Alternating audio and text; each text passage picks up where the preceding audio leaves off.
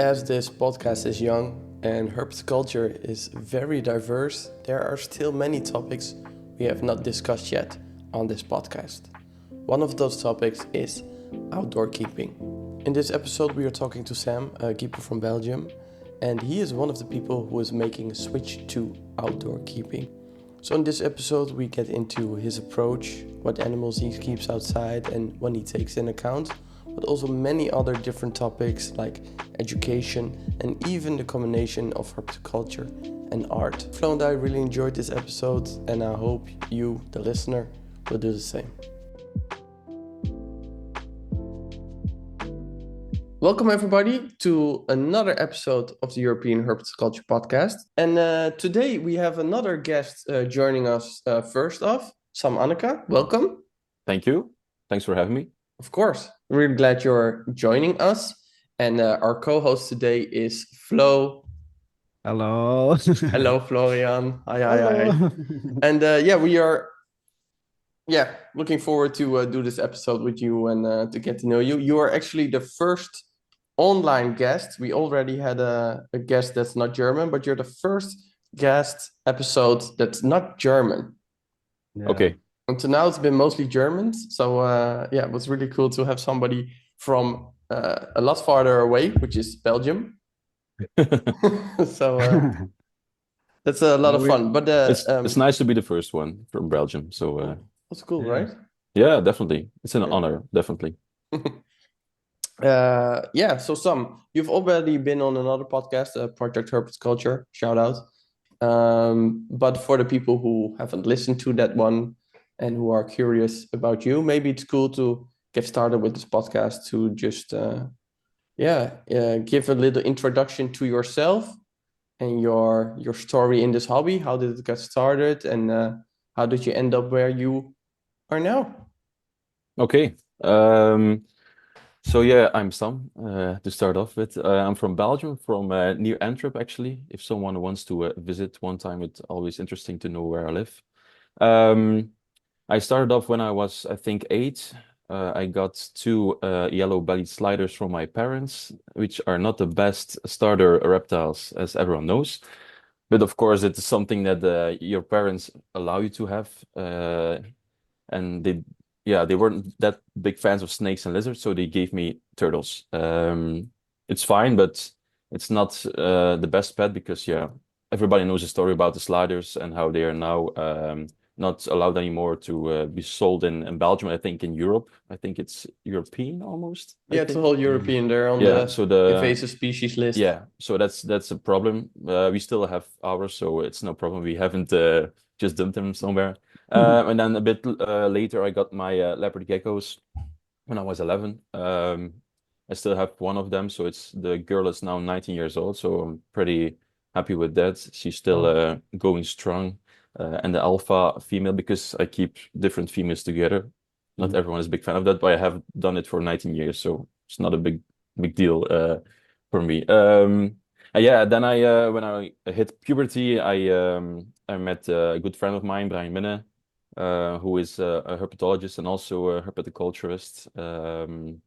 Then it just exploded. I got a lot of different stuff: frogs, toads, bigger lizards like a savanna monitor, tegu, different kinds of pythons like Brettles pythons, small monitor species like the Gloertes. So the Kimberley rock monitors had a lot of different stuff. A bit too much, because that's something that's seen quite often in the hobby.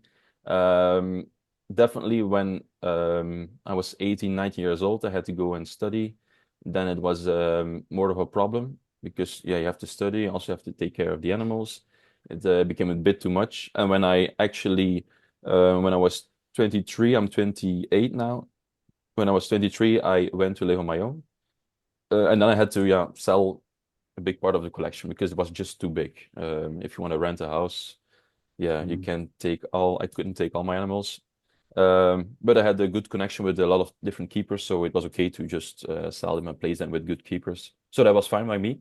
And then I was just a hobbyist for some years, I think a year, 3, 4, when I had the opportunity to start at the zoo in Antwerp. as a reptile, amphibian, and arthropod keeper.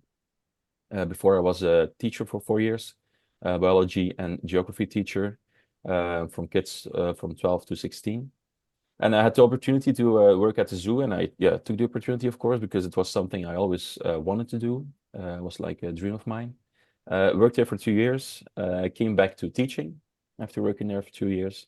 It was a wonderful job, but I think teaching was more my I was more destined to be a teacher than a zookeeper. And now I am teaching again, and I'm more focused now on my own projects at home, which are most of all European species and North African species, which I try to all keep outside or in some kind of greenhouse system. Yeah, so that's basically it. And the species I keep maybe interesting is the European legless lizards, Scheltopusix, jeweled lacerdas, ocellated skinks, the clown agamas or painted agamas. We also call them the hardoon. I think it's the same in Mm. German as in Dutch. Yeah. Those are the species I'm focused on now, which I keep also outside. So yeah, that's it, I think, to be short. That's pretty impressive. There's like you have so many different interesting facets. It's like it's very cool. But like uh, you said you kept your leopard geckos for 19 years, right? He's Yeah, still going. yeah. Damn crazy. And how old was it when you got it first? Was it a hatchling or? It was a hatchling, yeah. I was 10, almost 11, and I'm Mhm. almost 19, I'm almost 29 now. Not 19, 29 now. So it's Yeah. the animals are also almost 19, and it was a hatchling. And I still have her. She walks a bit strange, but she is still the big boss because I keep one male with 5 females. It's in Okay. a pretty big terrarium. And she is the boss. She is, yeah. It's like I think you see the same with like bigger ape species. That the Mm. oldest female is like the alpha female, and Yeah. she is the boss, not the male. It's not the male is not the boss. She is the boss. You can see it. She is always the one who is the boss when they surround the feeding dishes. She is the one who gets the pick first and tries to yeah, she's a bit more aggressive, but not that she really Mhm. bites or something. So, but I still have her. Yeah, very cool. Yeah. And for how long did you like keep them like in this bigger group? Mm, I've kept them first in a trio. So, Mm. not a trio. So there are 3 females for a couple of years. But then I got some leopard geckos from friends and people who Mm. couldn't take care of them. And then I got a bigger group and I just introduced them. When I introduced them, I always did it when I cleaned the vivarium, the terrarium. So Mm. I cleaned, everything was freshened, new setup in the interior of the terrarium. So all the rocks were like placed different. And then I just introduced them. And sometimes you could hear some mild screaming, like there was a little bit Mm. of fighting going on. You just have to, yeah, be on the lookout, and just observe your animals well. And I have this group now for I think 10 years together, and it's no issue for me so far. So, but I wouldn't recommend it that you should do that if you want to keep one Yeah. separate. It's perfectly fine, but I think I think it's possible if you have enough heights and if you have, yeah. I use a lot of these flagstone rocks that I Mm. stack, and yeah, there are multiple places they can really hide very small in these very small crevices in between, and I think they can get their privacy all pretty fine. Yeah. I think like especially when you have like big setups, I think it's perfect to keep like animals together if you have like a well-structured enclosure because Yeah, like at least I feel like that the animals also benefit from the other ones that are inside because like they have to be on the edge. Oh, do I get food? I have to fight for something. I think that keeps the animal also stronger and doesn't get lazy or like yeah, like you said, she's 19 years old and living together for like 10 years with other ones. I think it's when you have like a big setup, it's beneficial for the animals yeah, definitely. because they yeah. I also saw it in at the zoo in Antwerp. We have a lot of like these room size exhibits. Mo all Mm. I think most exhibits are pretty big. And we have a lot of exhibits that have these cohabitations, so these mixed exhibits with different species of lizards together, or species of tortoises with lizards. We also have some exhibits now with arthropods together with snakes, for instance. So I think it's pretty cool. You just have to make sure that there are enough basking spots, there are enough feeding spots, there are enough heights, that there are visual barriers, that there are just that every animal has its different microclimates, that they all have different substrates. You just have to make sure that every animal has his microclimate he needs, and a separate place he can go that no other lizard can go almost. Especially if you keep the smaller lizards with bigger lizards. But we have kept, like for instance, the North American exhibit at the zoo is Gila monsters together with desert iguanas, with chihuahuas, and with Sceloporus serifer. Works fine. Works perfectly fine. Now we also keep in the North African, we keep Romastix ornata together with plated lizards. Works pretty fine because these plated lizards are very, very not aggressive, docile. They are not the boss, but they are the biggest ones. The ornatas are also pretty okay, but we also keep them together with these Schneider skinks, and they are the big bosses. They are the bulldogs from the exhibit. So yeah, you just have to make sure that the Schneider skinks can go everywhere. They're not really good climbers, so the Romastics just climb up if they want to escape the Schneider skinks, and it's also fine by them. They all eat well, they look good.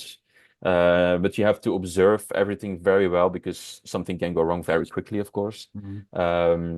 But I think it is beneficial when it comes to enrichment. It's very beneficial because just keeping animals without any enriching stuff I think enrichment is one of the basics to provide basic care. You have to keep your animals just busy. Yeah. I don't think every species, there are species that want to be left alone. Like these ambush predators, I think they are more ideal to maybe do a bit less of. I think it's not that that is the truth, but I think to do a little bit less of enrichment. But with the active species, like all these lizards, they are active. They hunt, they forage, they do every little thing, and you have to make sure that they just can use their muscles and their minds. And I think it's very beneficial to keep species together if you have the space. Yeah. I think also like a healthy benefit of stress level is also good. Like it's not important that it's not getting too much, but like a healthy amount is always like good. We actually talked about this on the roundtable, Stefan, right? With like the basic is to have the setup perfectly fine, and if everything is in place, then you can start with maybe cohabiting. But it is like the last thing you should do if you start to keep reptiles, and first of the care has to be like perfect, and you have to know your animals as well. Because like for example, at the moment I'm keeping the Enyalioides like in these IKEA boxes, and man, even though like in the greenhouse they also didn't move much, but I see them in the boxes and they look like they don't have any fun, you know? Nothing is running around them or something like that. And I also think it's like sometimes when you have like, for example, the Enyalioides with maybe a small anole or something, they also are like a little bit more relaxed because maybe they observe the anole and see, he's scared. Maybe I have to go a little bit undercover, or they are chill, so I can be chill too. I think that's very cool. And when you start cohabiting animals, you see very cool different behaviors. What I observed at least. But like you said, Do you know the term dither fish? Yeah. Looking by the blank face of Florian, probably not. I think I heard it on another podcast. I think I was also on Project Herpetoculture, I think. Could be. Yeah. Was someone who works with fish, but you can talk about it. I don't know a lot about it. I think I have something in my mind, but talk about it. But what you said about that it sees the anole and therefore, feels a little bit safe or whatever. If you have a aquarium with, for instance, a pair of fish and there are no other fish, that can be a sign that there's a predator nearby. Because if you have all these small fish swimming around, there's a predator coming, everybody hides. Yeah. And it is said that these dither fish, if you don't have them, that if you have only that pair of animals, that they're constantly like, oh, there are no other fish, maybe they are hiding. Could there be a predator? And especially in the beginning, this can have a big effect on the behavior of your fish, like how much they show themselves and their natural behavior. And if you add all these small fish, which are just actively swimming, they know that's it's like a signal. Just the same as the birds go quiet or your monkeys start to scream, they are all interacting with each other, even though we don't think about it. That's cool. Yeah. That's really cool. Something to think about, Yeah. definitely. That's It's also funny how something we got like, to this. yeah, Yeah. that's true. But it's like you totally forget about this, right? In the hobby. Yeah, nature To is so complex. We just don't just know we don't know that much yeah. when it comes to like relations between different species because it can be very subtle.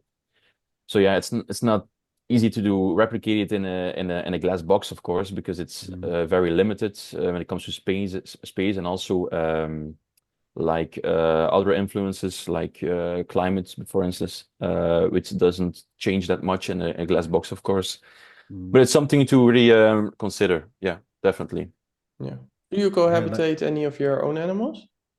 Yeah, I keep my Jutlosaurus together with my painted agamas, and for now, I've been doing it for a year now, and they do just fine. I've made some recordings also with my mm, camera. And if I see any kind of, I wouldn't say aggression, but if I see any kind of like some bullying between animals, it's always between their own species. So Hmm. the Jutlosaurus sometimes chase after the other mm, Jutlosaurus, and the painted gammas do it also.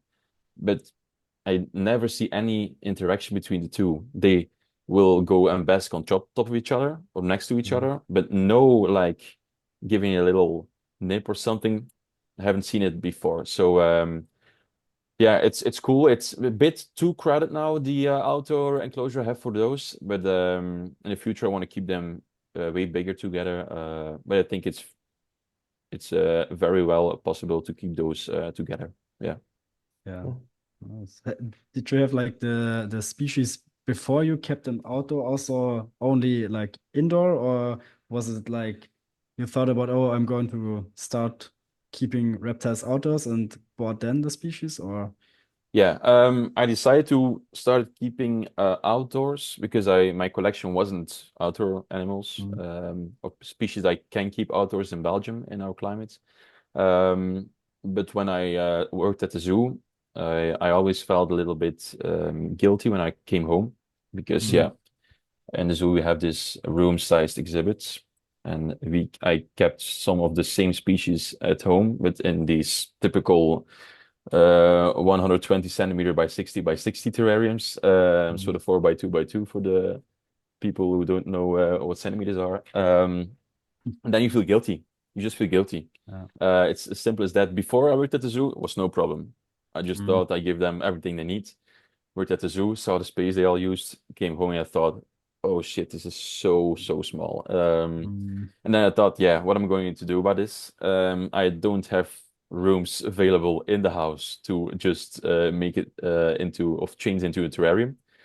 But I have a garden. I have my own house, which I bought with my girlfriend like 3 years ago, and we have a garden. So then I thought maybe I should start looking into species I can keep outside and just start building enclosures in the garden. I started looking into some literature, a lot of German literature, because the Freiland Terrarium is yeah, pretty well known in Germany, but also like Bert Langeweb's work.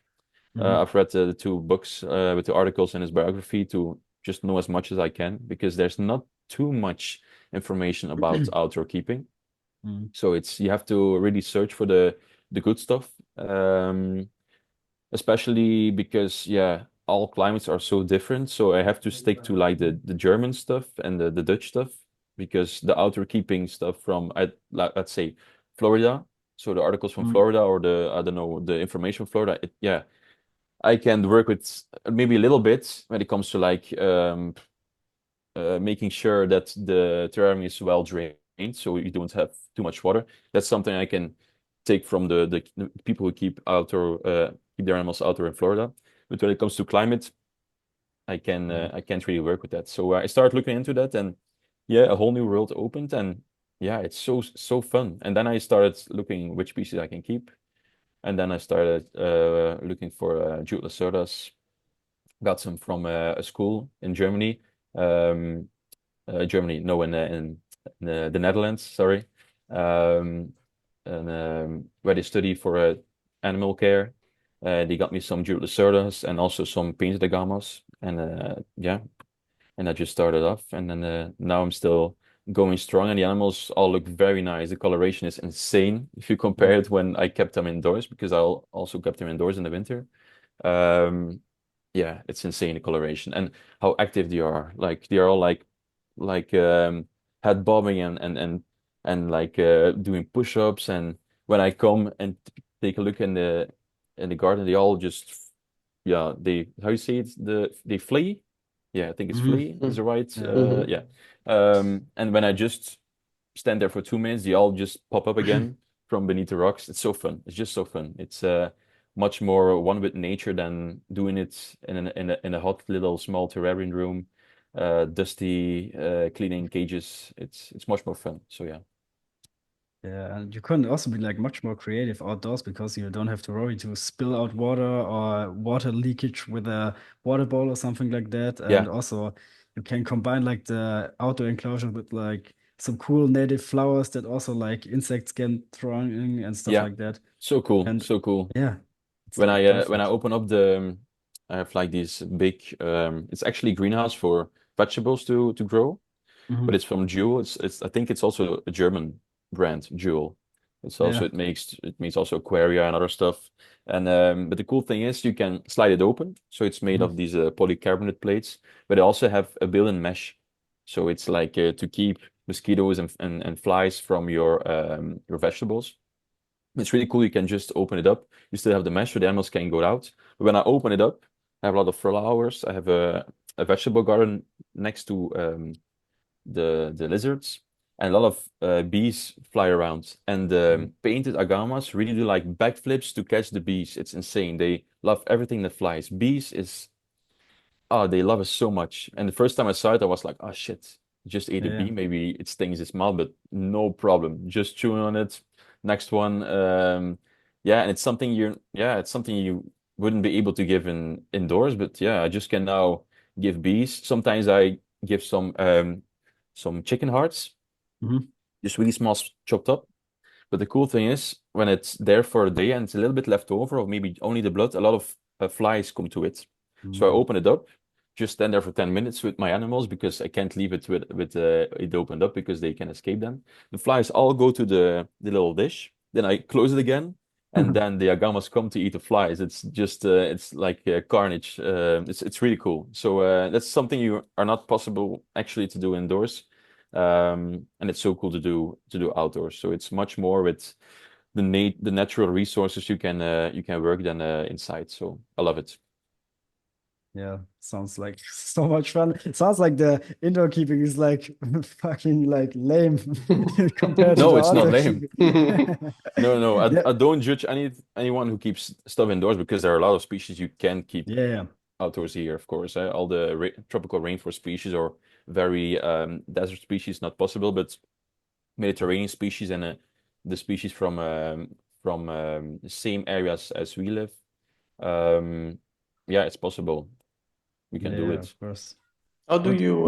How do you approach your like outdoor setups if you're because you're actually starting a new project, right? A greenhouse Yeah, or yeah. yeah. I was planning to build it this summer, but I'm getting married in September, so I have to save some money for the marriage. I have my priorities, of course. And then we'll see how much money we have left after the marriage. And I want to have it finished maybe by next summer.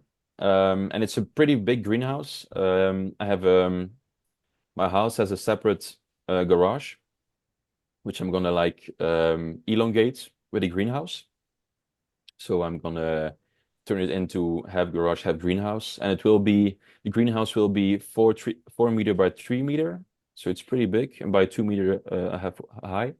So it's pretty big, and it also will have an aviary next to it.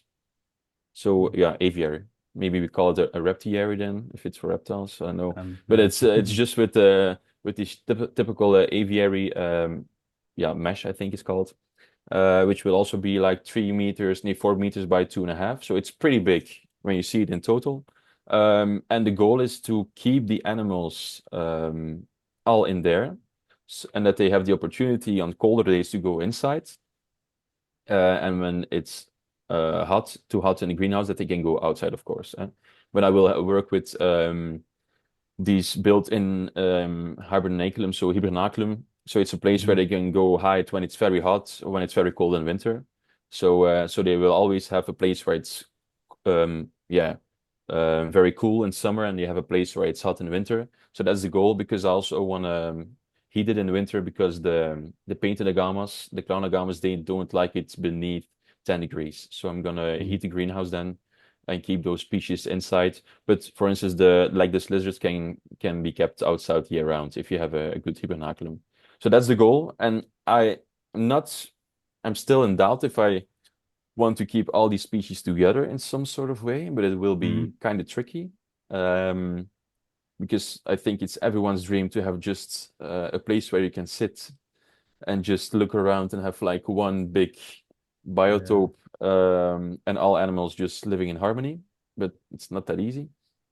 Um, and on the other hand, I also would like to breed some of these species to have some more on the market for people to have and to Mhm. work with, because it are all species that are not so common, and a lot of them are still wild caught, Mhm. sadly enough. So it's, yeah, it's a mixture. I want to make sure that I can breed them so that I can monitor where they lay their eggs and how they and that they breed, but also want to keep them together. So maybe I'm gonna, yeah, separate the greenhouse in two, or maybe I'm gonna work with some, I don't know, with some kind of barriers that they maybe can go over, but I still want it to be like look like one thing, not like different cages. I don't want like everywhere mesh. I still want a greenhouse, but maybe with some barriers for like the jewel separate with for instance the Scaltopusix, the legless Mhm. lizards, and then the agamas together with another species that I really want to keep, which is Galotia stellini, the Gran Canaria Mhm. lizards, which is a species I absolutely love.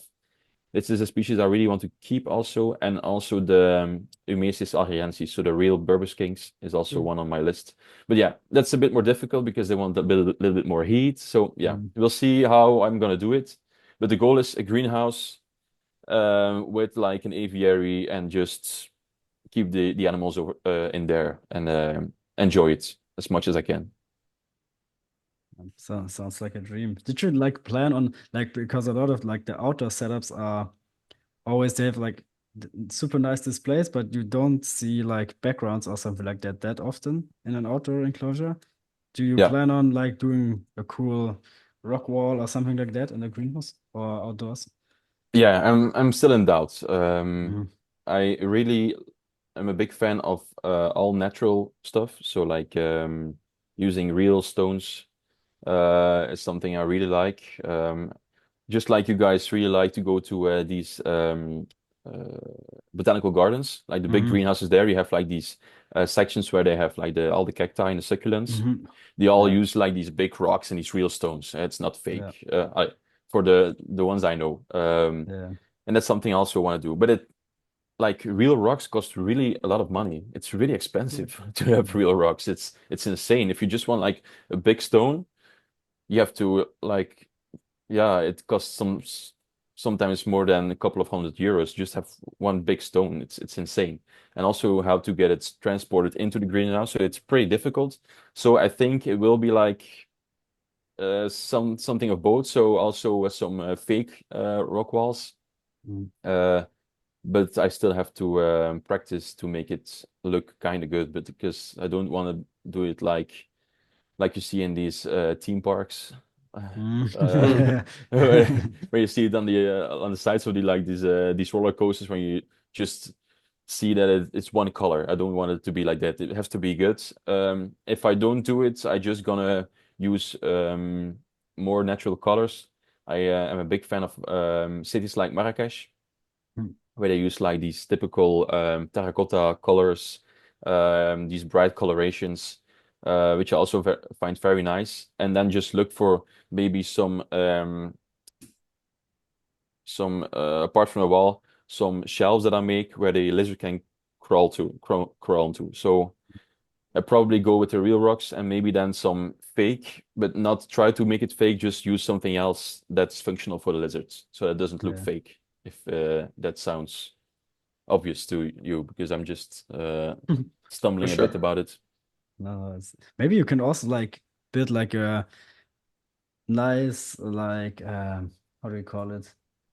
A small wall, and Yeah. then on top of it, you have like plants overhanging down Oh the yeah, yeah, yeah. wall. Yeah. Maybe it looks like a wall from Marrakesh or something Yeah, like that. that's And really when the cool. plants Yeah. grow I in, have it's now like Nasturtium. You know hmm Nasturtium? Nasturtium, yeah. it's I think. Nasturtium. Which is like yeah, in Dutch it's Oost-Indische kers. Mm. It's a flower you can eat. Mm. It grows so rapidly and it has these beautiful flowers that the lizards also eat. I give them to my lizards. And that's something that will definitely grow in the greenhouse because in summer it grows very fast, but it also gives shade to the animals. So it gives shade. So in the winter, the greenhouse will be more like pretty empty. So Mm. most of the plants that grow seasonally will be gone. So the animals have as much light as they can have in winter. And in summer, the greenhouse will be more planted, more plants will grow. So the greenhouse will be more because it will be hotter, of course. So they will have more shade in summer. So it's pretty natural also for the species, but it's cool to replicate in the greenhouse. That's cool.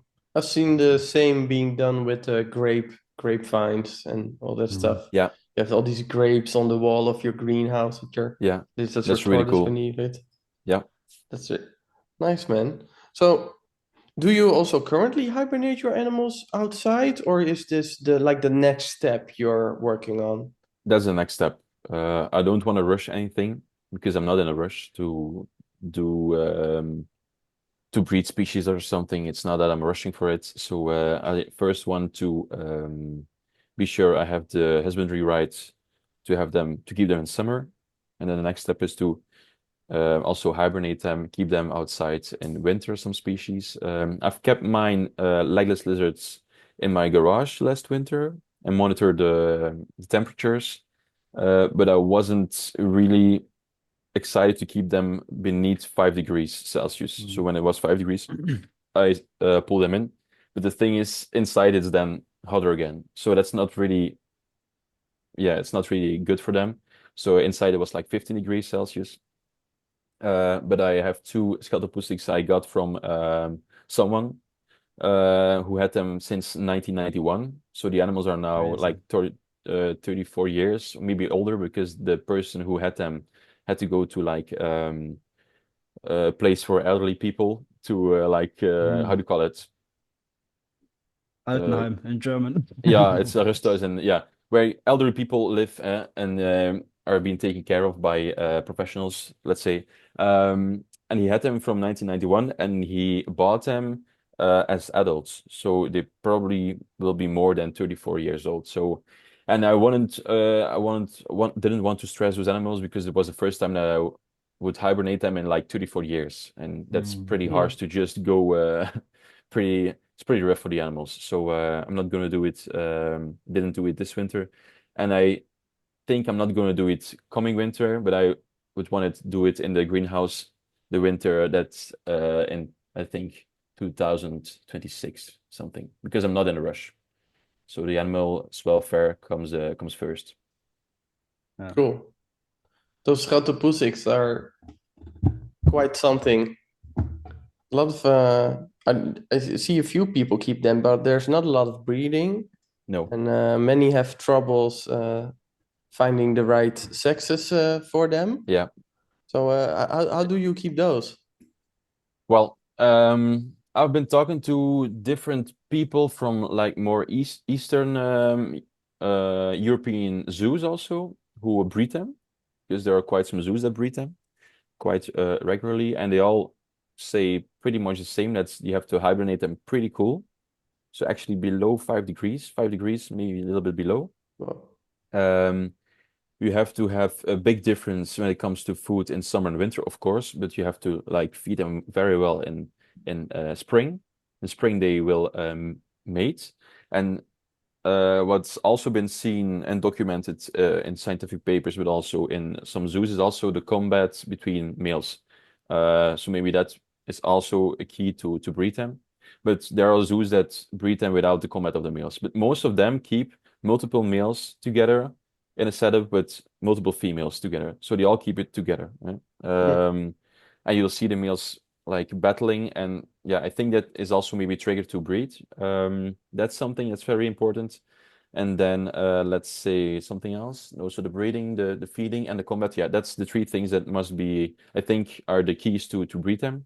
And when it comes to the sexing, it can be pretty obvious. When you go to look at the head structure, males have like longer heads, bigger heads, but especially longer heads.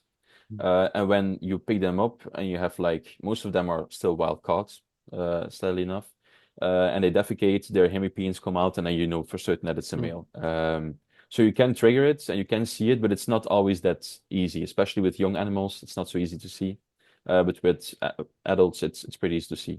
But I keep them now in like this outdoor enclosure, which is actually a raised bed frame. Mhm. So you can, it's like this metal frame, very thin plate metal sheets, and that's used for raised beds actually, just to like elevate your vegetable garden to take care of your back, I think. And I just dug it into the ground, so there is a barrier for them that they don't get out. So I didn't use mesh for that species. It was a bit tricky, but these animals can't really dig because Mhm. they are have no legs, and the soil I have is grass and it's very, very firm.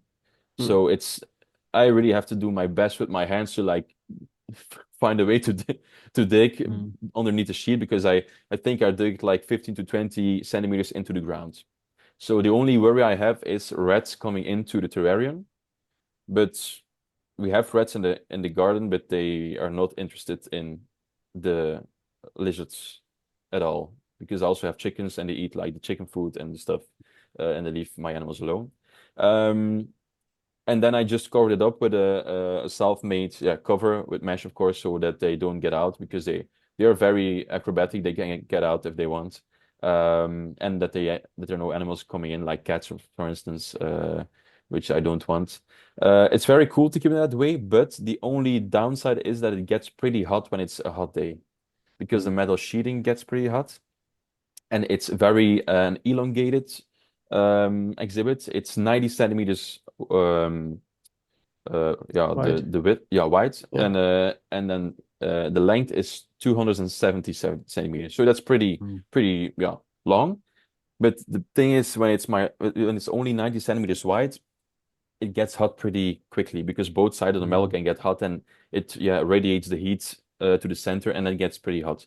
So I had a lot of big flagstones, which also dug in a bit, so they can escape the heat by going under there. So it's solved. I took some measurements with the TEM gun, and it's all pretty okay when it's hot outside, but you have to take that in count. So I think, for instance, for a Euromestic species, that would be like pretty nice because you have that extra Mm. Mhm. the extra heat.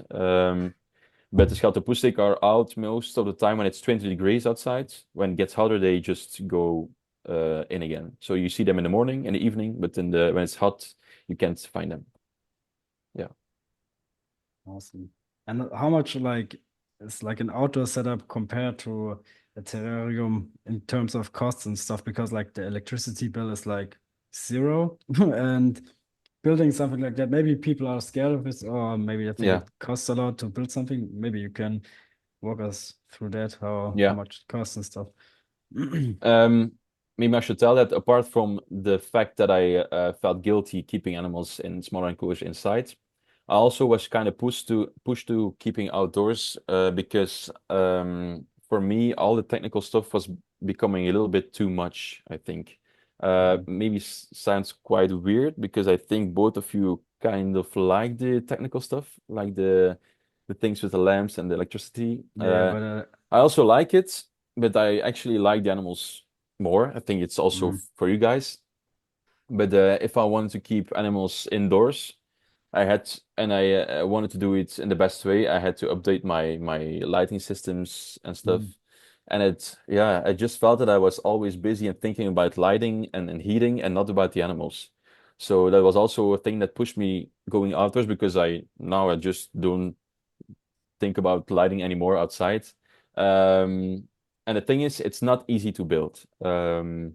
It is still there's not too much information available online. You have like Facebook groups, mm, pretty well Facebook groups, English and also German Facebook groups where people show how they work. But you really have to do it yourself. It's really a DIY project. mm, You have to be a little bit, you have to have some skills when it comes to building to build something like that. Because you want it to be predator proof, you want it to be escape proof, and you have to be really into checking weather apps every day. mm, Uh, because I know tomorrow it's going to rain, so I have to cover up some of the animals because I don't want them to be very, very wet. So it's like something you have to consider every day. And building it is it's not easy. It's very much trial and error, and I have redone stuff a lot. mm, For instance, I kept my dual solos together that I keep together with the painted agamas. And first I had like this material that's used to make sure that there are no how do you call it? It's like um, a sheet of yeah, some kind of material to make sure that there are no weeds are coming through, for okay, instance. yeah, Yeah. So I use it for a barrier for my sand not to just go away because I keep them on like these big wooden Euro pallets. I build it on top of that. Then I put some of the aviary mesh on it, and then I put like the sheet on so that the sand doesn't go, just through the aviary mesh. Yeah. But mm, the thing is, the weather, the rain, when it rains, it just got one like big muddy soup. So that was not mm, an option anymore. It's not an option. So what I did then is I cut the whole middle part because it's pretty long. It's 2 meters long also. The whole middle part, I just took all the material out, only on the sides, which I also can cover up. The sides is no problem because the slides open up like this, so it's always covered up the sides. This is still like sandy with the material underneath. And then in the middle, I just use like this big gravel material. So when it mm, rains, it just rains through. But when it's hot, the heat can also escape from the terrarium because when I keep it closed fully with the polycarbonate, when the sun is out, it gets like hot in like seconds. It's insane. mm, So when I know the sun is going to shine just a little bit, it's opened up always. When it mm, rains, it just gets through. It's no problem. But it's better to have it open up and get some rain than to close it and have some sun and cook your animals. So mm, that's not an option, of course. So you have to really consider and have to know some of just the basic physics about heating and how materials just can heat up places very quickly. But it's cool. But it's a lot of DIY, a lot of trying. And if you just think I'm going to build something and then just leave it alone, it will work. That's not an option. mm, But I think it's with most exhibits you projects. produce. I think the exhibits that you can see behind Stefan is also something that you always have to tweak on and do some stuff and always be kind of worried about. That's the same with the outdoor enclosures. Just the same. That's interesting, man, because I feel like for people who keep their animals outside, they sort of also learn to let go a little bit of Yeah. it. Or how do I say this? There's a lot of things happening that you can't really control. And also your animals, where they decide to hide or to go inside, yes or no. And especially in the beginning, that must be really difficult. Like a lot of our friends keep the Abronia, Nautinus, Yeah. but what? Yeah, they keep them all in the typical screen cages, like people have been doing for many years now. Hmm. And yeah, best you can do is maybe put some sheet on there if it gets too wet, and mist a little bit more if the sun it gets too hot. Yeah. But other than that, you just gotta trust in the fact that you have a good basis, Yeah, you it's know. So scary. It's very scary when I put my animals out for the first time. It's like, oh, you just think when I will be when I get up and it was like a cold night, like 11 degrees, mm, all my animals will be dead. You just think that's gonna mm, happen because you always kept your animals like on 20 degrees at night for years. But then you see that the animals really enjoy it when the little bit of sun comes out. You see that also a lot of fog, a lot of mist has come down on the rocks, um, on the sheet metal, and I just can see the animals really lick from the leaves. Yeah, that's the way they hydrate in nature. Also, it's from the fogs, from the cold nights, and but it's scary. It's very scary to like see when it's cold outside. You feel it, and then you go out and you think, oh, all my animals will be dead. But then a little bit of sun, and hop, they all appear, mm. and it's yeah, it's no problem. So yeah, you just have to avoid like cold and very wet and very cold. That's a problem, and give them as much options. But I totally understand what you mean, Stefan. It is you have to let go of the control. If you're a control freak, you can't keep animals outside. Yeah. Um, but yeah, you just have to let nature do this thing, I think. What made you decide on the lizards only? Because there are some, for instance, snakes you can keep outside, like Elaphus or something like that. Yeah, I went to search them in I think was in Groningen. I think I saw them in Yeah, the north 20 of. minutes from my house, you will Ah, find yeah, them. yeah. Yeah, I visited some guy's garden, which yeah. is like you been there, yeah? Not in his garden, but in the neighborhood, and I found them. Ah, Yeah. yeah. You I've been peeked into his over there. garden. Oh. Just was like we found a baby in his garden. It was like insane. Yeah. No, I consider that because I also know like near Zandvoort there are also like bull snakes. I think there are bull Mm. snakes in the area. So I consider that, but my fiance is not very prone to having snakes. I had snakes, but we have some kind of a deal that I can like do my thing with the lizards if I don't keep snakes anymore. And working in the zoo, I really realized that I'm a lizard guy. Mm. I really love lizards, especially smaller lizard species. Um, yeah, and I just stick to lizards because I really love like the Asclepian snakes, the leopard snakes, yeah, different kind of gopher snakes you can keep also in our climates. But yeah, that's maybe if I have like if things go very well, if I win like the Euro Millions, I buy another property and start with snakes outside. But it's for somewhere else. Yeah. That's a good Yeah, question. yeah, keep playing that lotto. Yeah, I But yeah, do like, I do think that if you're a control freak and you're gonna keep animals outside, yeah, snakes are like the next step. yeah, I yeah, would that's be like end level. so afraid because they yeah, can climb and they yeah, are, yeah. yeah. They can climb their escape. Yeah, but the if you look at the Clonogamas and Julicerdas, they are very escape They jump artists. also very, yeah. Yeah, they Yeah. jump very high and they just dig into the narrowest crevices if they can. So, yeah, Hmm. Yeah, but like you said, it's like also difficult to because we are used to see them in enclosures and then you bring them outside and you feel the heat, the cold, and you're like, fuck. Because like at the moment I'm at my parents' place and I decided to keep like the locusts outside because it's like at the moment it's super hot here and we have like this old shed and in the afternoon I always bring them into the shed and stuff.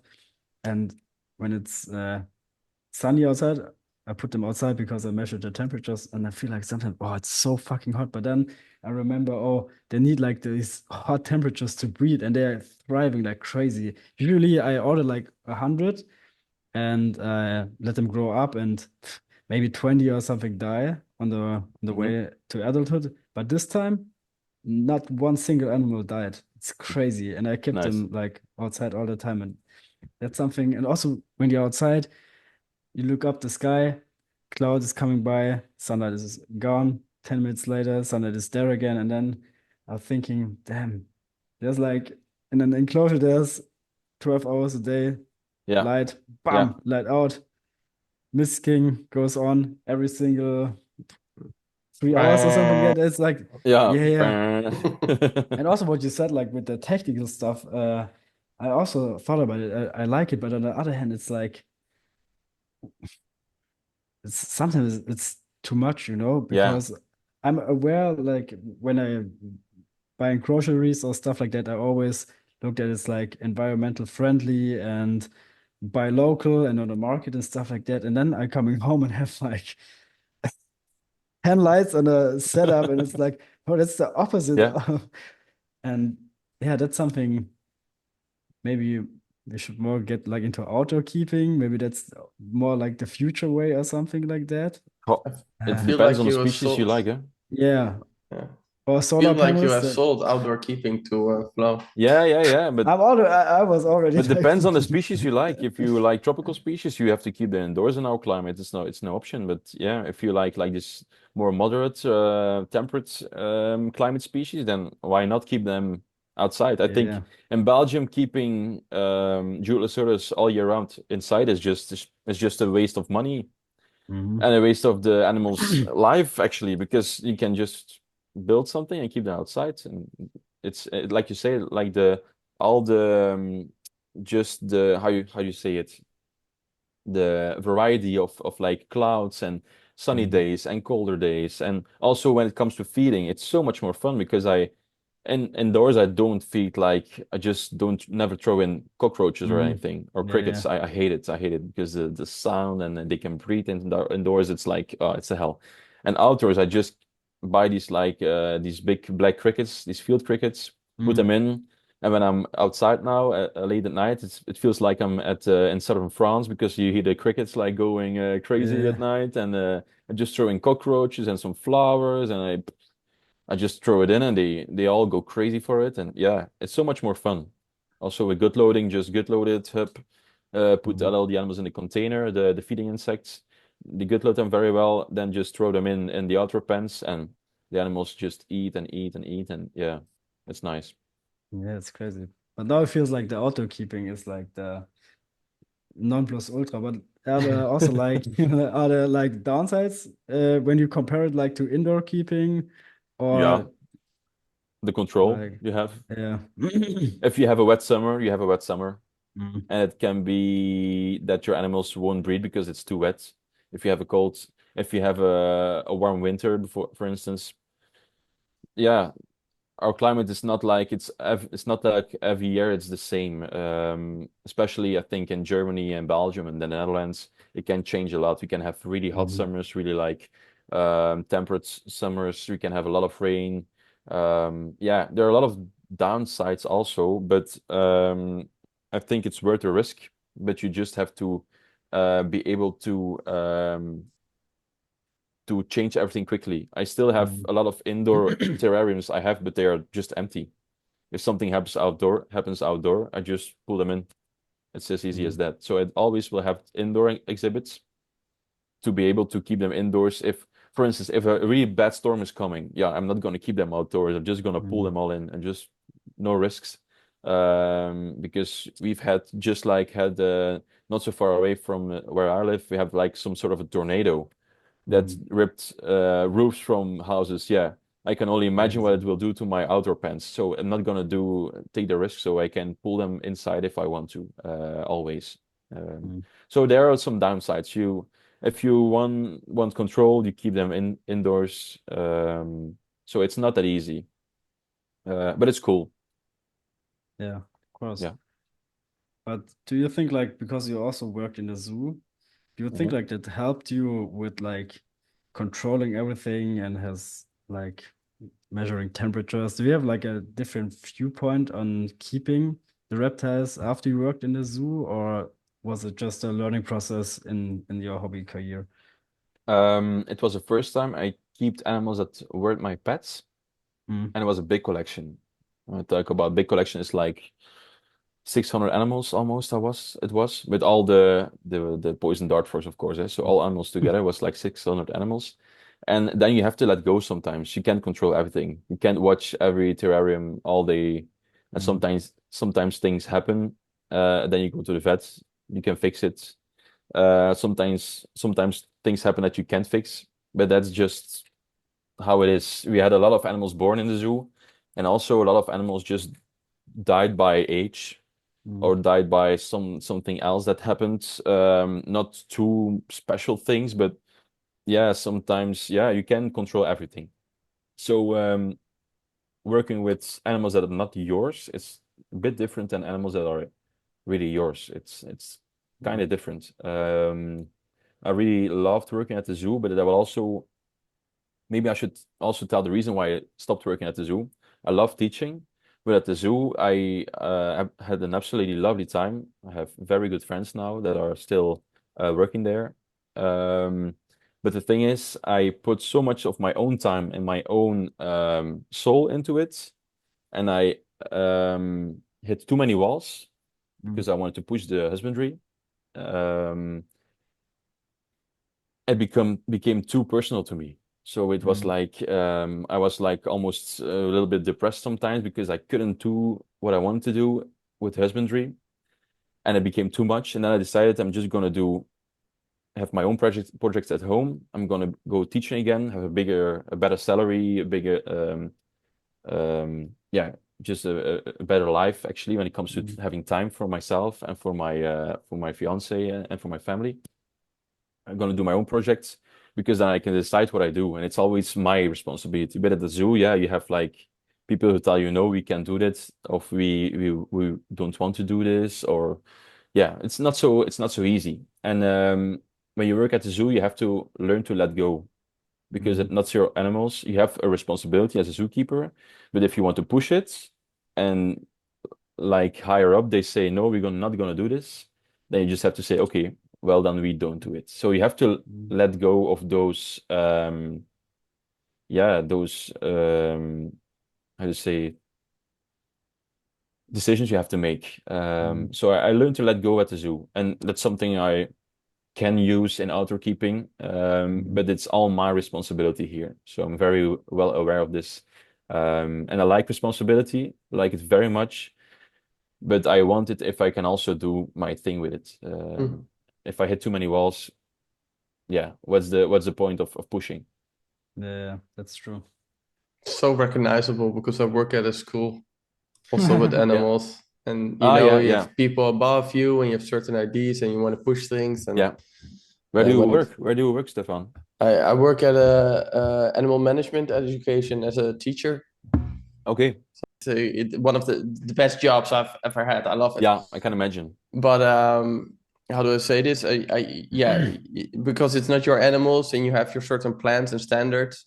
So you definitely got to learn to let go on that part. Yeah. It's Yeah. hard, huh? It's pretty hard. Yeah. Yeah. Until you make a decision like, okay, Yeah. then it's okay. Then I'm just, Yeah. but I can definitely understand that. Yeah. Okay. So, what type of classes do you teach now? I teach biology and geography. So it's not at it's just at like it's actually a Fernès school. It's also like a kind of method school. Hmm. So they just call me Sam. They not call Mm. me Mr. Aneca or something else, Mm. which is very nice because we don't have I don't have any one of the kids like bullying towards me or Mm. something. And so it's not like you have like the typical classroom where you have to bully the teacher. No, Hmm. it's really like a very understanding relationship between the teacher and the students. And I teach from 12 to 16 years old, 16-year-old. And it's really, yeah, it's just really cool. We just had a new like school building, so I have like almost my own labo now. So like Nice. yeah, a place where I can teach, where we have all the resources we need. And I'm also planning to start some sort of herb academy, which I want to like get together with some kids who are really into reptiles because we have some at school, and just gather every week, one lunch break and just talk about reptiles, maybe design some terrariums, keep some animals at school, and also just use all the things we learn at geography and biology and just use all the knowledge to yeah, use it to our advantage by keeping the animals. So yeah, will be very cool. Looking forward to next year. School I would like to go to. Sounds like we actually had like where I did go to. My sister also did go to that school, and when she was still in school, they also had like animals, and I got like insects from them, and I was like always, oh, when I get into that school, I'm totally gonna get into that class. And then I entered the school, and the year I entered, they shut down the whole animal Oh no, keeping. that's too sad. Yeah, that was devastating for me. Yeah, I can imagine. Yeah. But like, is it? I think sometimes the best input towards keeping animals and stuff like that sometimes comes from the outside, like from people that have no idea from the hobby. Do you have like some kids or something that like said something to you and you thought about it and was like, oh damn, he had a point, Yeah. or okay. The fact, like before I started working at the zoo, I was like how do you call this in English? Like class titularis. Can you help me out, Stefan? Which one? Class titularis. It's like you're like a coach to one class, and you're like the head of the class. Oh, the mentor, Yeah, mentor. So probably, or learning coach or the whatever. learning coach. Yeah, we call it in Dutch the klasseutelaars. And we had our own classroom. So the kids had their own classroom. They were 15 years old, and they wanted a class pet. And I said, yeah, there's a possibility that you can keep a snake because I have the resources. I have snakes. So they kept an Mexican king snake in the class, and I had like the terrarium, and it was like the typical 4x2x2, so the 120 by 60 by 60 centimeters for a small king snake. And we installed everything, and one of the kids said, "Isn't that a bit small?" Hmm. And just because I'm so used to like for like the smaller snakes, because it was actually a pretty small snake. You're just used to it. It had everything. It had lighting. It had like the UVB. It had like it had UVB, which is for snakes not like the common thing to use. It had the heating. It had everything. It had like a thermostat. It had timers because it's at school, not there in the weekends. So the animal had to survive in the weekends. But there was just one of the students that said, "Isn't it a bit small?" Because if you look at the natural like the space they would use, it would be pretty bigger than like the 4x2x2. And yeah, I couldn't answer it right now, right at that moment. It was like, this is the most used size for this kind of snake when it comes to the terrarium size, but it is actually kind of small. So that's something that, for instance, if you show it to people, they will say, "Ooh, it's actually kind of small." Yeah. So that's maybe the most common thing I've heard from kids, that it is pretty small. But I think that's the only one thing that they say. So size matters in this case. Damn. It That's our always headline of the does. podcast. It always Yeah, does. that's crazy because like I feel like because we're always surrounded by other keepers, Yeah, nobody gonna say, oh, it's too small. Some people even would say it's like too big. Oh, you can keep it even smaller. You know what I mean? yeah, Hmm. but it's And just what you're used to. yeah, that's true. And that's why I like to talk about the hobby also like to friends that are not into this hobby. And sometimes I get like the best influences from them because Yeah. they ask the stuff that we take as, yeah, it is like this, and that's how we do it. And then we get Hmm. like an outside impulse. It's like, oh, it's great. Do No, you That's have that's an why I great. also, example, Flo? Did somebody ever ask you something? yeah, Leah, for example, asked me a lot of stuff. Hmm. Like, because like my girlfriend is not in the hobby at all. And I'm really glad of that because I think sometimes now I'm like at a point where I can behave myself and know when not to buy an animal and stuff like that. But when I was younger and would have lived alone, I think it would escalate it. And when you have someone that said to you, "Oh, okay, why do you need this? Why you need this dessert?"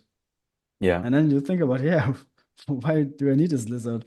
And then maybe, yeah, why not Same this light and that light and stuff like that? And that's, yeah, same here, man. Same here. The one thing that kept me from not buying more animals or making impulse buying of doing impulse buys is my girlfriend. So I'm Mhm. I'm happy she does that, and just by sometimes giving her like a look to me, like yeah, it's, oh, I know that look, that sometimes a man. look sometimes a look is enough, but yeah, at that moment it's not so nice because you want the animals, yeah. But Yeah, afterwards you're always happy that maybe it was a bit too quick. So I because I have a house that I have together with my girlfriend, I take much more time to like really consider, do I need this animal? What do I want to yeah. do with this animal?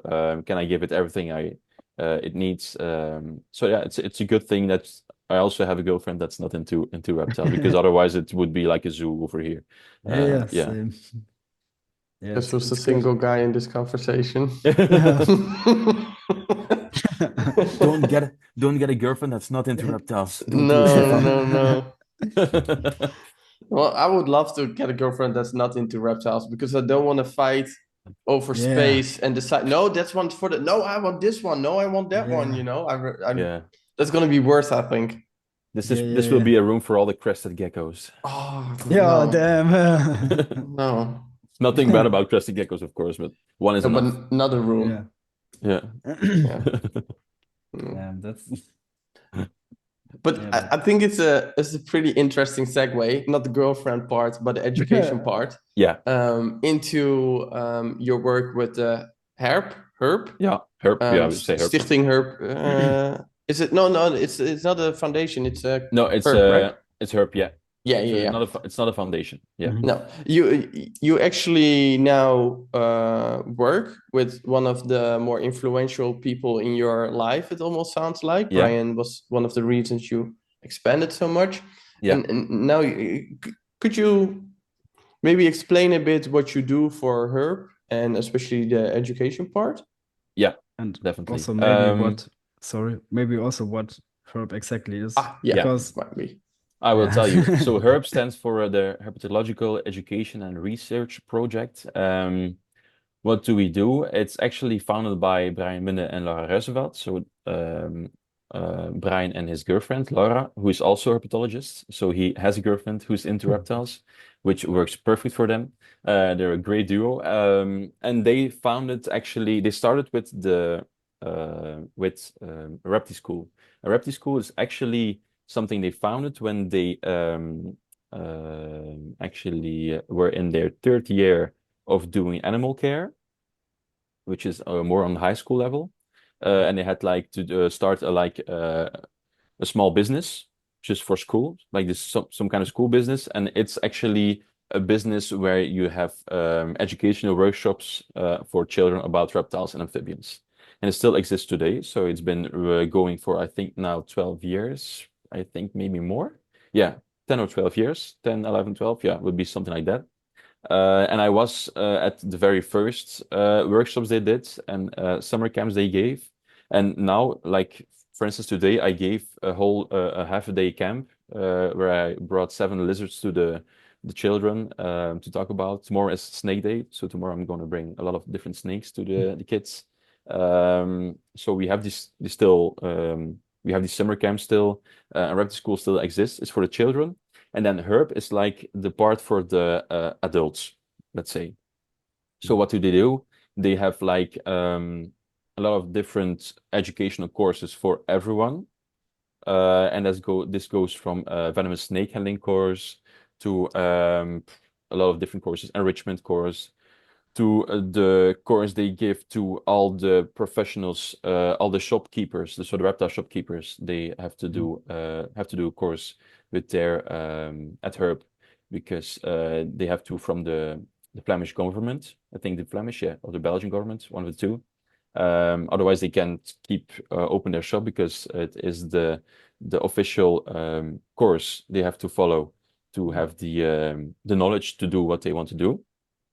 And I also give 2 courses, and the 2 courses I give is science-based husbandry, which is pretty much based on other things I also learned at the zoo. So how we tackled problems there and new species there over there, how we did it, and also mixed species exhibits. So because we have at the zoo different mixed species exhibits, I just use a lot of knowledge I have from working there 2 years, working intensively with those mixed exhibits. Also knowledge from other zoos in Europe, most of the part. And I talk about those, and those are two-hour courses I give about those topics. So it's pretty cool. And apart from that, they also have like the Bushmaster Conservation Project. So they have like a real conservation project also in Costa Rica, where they monitor bushmasters. I think two different kinds of bushmasters, the black-headed and the not black-headed, I think. So they also donate quite a lot to that foundation and fundraise also and sell t-shirts, of course, to have more tracking systems. And they're doing scientific research. I think not too much time, and not too much time, they will also make some of the research public, because I think they have some articles ready about their findings. So yeah, they're absolutely herpetologists. I'm not a herpetologist. I'm a science teacher at school, but I've known them for so long. I have experience at the zoo, which is something they don't have. They haven't worked at the zoo for like multiple years. So with our knowledge, we can put our heads together and make some interesting courses. But of course, I'm not the guy who knows it all. Absolutely not. So it's very fine. It's very nice if you give these courses. A lot of interesting people come to follow your courses, and it's like you just talk. You just talk about different topics and you discuss it, and very good questions come, and sometimes you can answer them, sometimes you can't. And it's also very interesting. So it's a very nice place to be and to give these courses. So I'm very blessed to be able to do it together with my good friends Brian and Laura. Yeah. Brian, Awesome. if you're listening, no. Yeah. Yeah, but he knows. I see him every day now, so he Yeah. knows. He definitely knows. One of my best friends. How do I say this? There is a saying that if you can't explain it simply, you probably don't understand it yourself. And at least along those lines, saying that and especially in education, you often have to break the things down to the absolute essentials. Yeah. To be able to explain it to somebody else, like in the basics where you start the steps. Has that also helped you in your own care, or again in the the classes you teach? Yeah, definitely. If I tell my students to learn something by heart, just at school, I always tell them, try to teach it to someone else. If you can teach it, you will probably know your shit. So I swear it once. That's the case. If you teach something that you don't know anything about or don't know too much about, people will just see it and they will tell if you just say nonsense. So you have to know what you're talking about. And of course, like the science-based husbandry course I give is a course that is for actually the beginners, because at the side of Herp, you can see all the courses. You have like the advanced courses and the beginner courses. And science-based is beginner course. So the thing I do is actually just tell people who start out, but also people who are already longer in the hobby, what resources they can use to find as much scientific knowledge they can find about the animals they have. Some animals there's not too much stuff to find, and then you have to look for other resources of people who already kept the animal, which are not always scientific, but you have to put all the puzzle pieces together to find like the bigger picture of how to care for the animal. And I try to make it as simple as possible. And that I do by using the way I tackled the Scheltopoustics as an example. So I just say, this is what I found about the Scheltopoustics at this site, this site, this site, using different sites where I can find articles about Scheltopoustics, about how the males combat, how they find sightings of egg-laying nests, how they, I don't know, there are a lot of things to find about Scheltopoustics. I just gather all those things. I show the people how they can use the sites, the different resources, and I also give like a template of a science-based husbandry guideline template that they can fill in for their animals. So if you like can answer all the questions, and the questions with every question you know which site to use to answer that question, almost. Mm. If you can just fill out all the questions, then you have like a good basic knowledge of the animals and how you can keep them with a scientific background. So that's actually how I want to do it. And I try to keep it as easy as possible. Now I'm talking English, so I'm like rumbling a bit and stumbling a bit, but I give it in just in Dutch, and then it makes more sense Mm. and it's more logical. But yeah, it's very true what you say, Stefan. You have to keep it as basic as possible and really try to explain it very easy. Um, yeah, for people to understand. So yeah. Yes, Looking so at Flo in case he has a question. no, I think it's like also when I would start this hobby all over again, I would definitely do a class like this because it saves you so much time and you learn Yeah, like the things so quickly, and that gives you like a big advantage because it's yeah, yeah. it saves you a That lot was of years, and also the animals also yeah. benefit a lot from that. That was the goal. That was the goal because I start the course with showing terrariums of myself from Mm. when I was 16, 17, 18 years old. I just show them. And then I say like when I got the question from Brian and Lara if I wanted to give a course, I was thinking would I want to give? And the course I give from the science-based husbandry is actually the course I would like to have had when I was like 18 years old, or when I Mm. started, to just have like a big leap forward, to just not mess too much with all these, I don't know, shitty things I did, Yeah. and just have known where all this information was to be found, because there is a lot of information, just have to find it. And yeah, when people see my terrariums, they also see that I show my vulnerability. I show that I'm not perfect also. And I also had like really a journey of progress through the years. So I always say to people, if your husbandry is not perfect now, you can always make it better. So it's not a shame if you're not really comfortable with the way you keep your animal now, but you always can make it better. And people who come to the course, of course, are people who want to progress in their hobby. So it's always Mm. nice to show your vulnerability and not be like the guy who is like, okay, and I'm going to tell you how it's done. No, that's not the case at all. It's just yeah, sharing your own journey and your own knowledge you gained through your life, and the things you did wrong, especially. Hmm.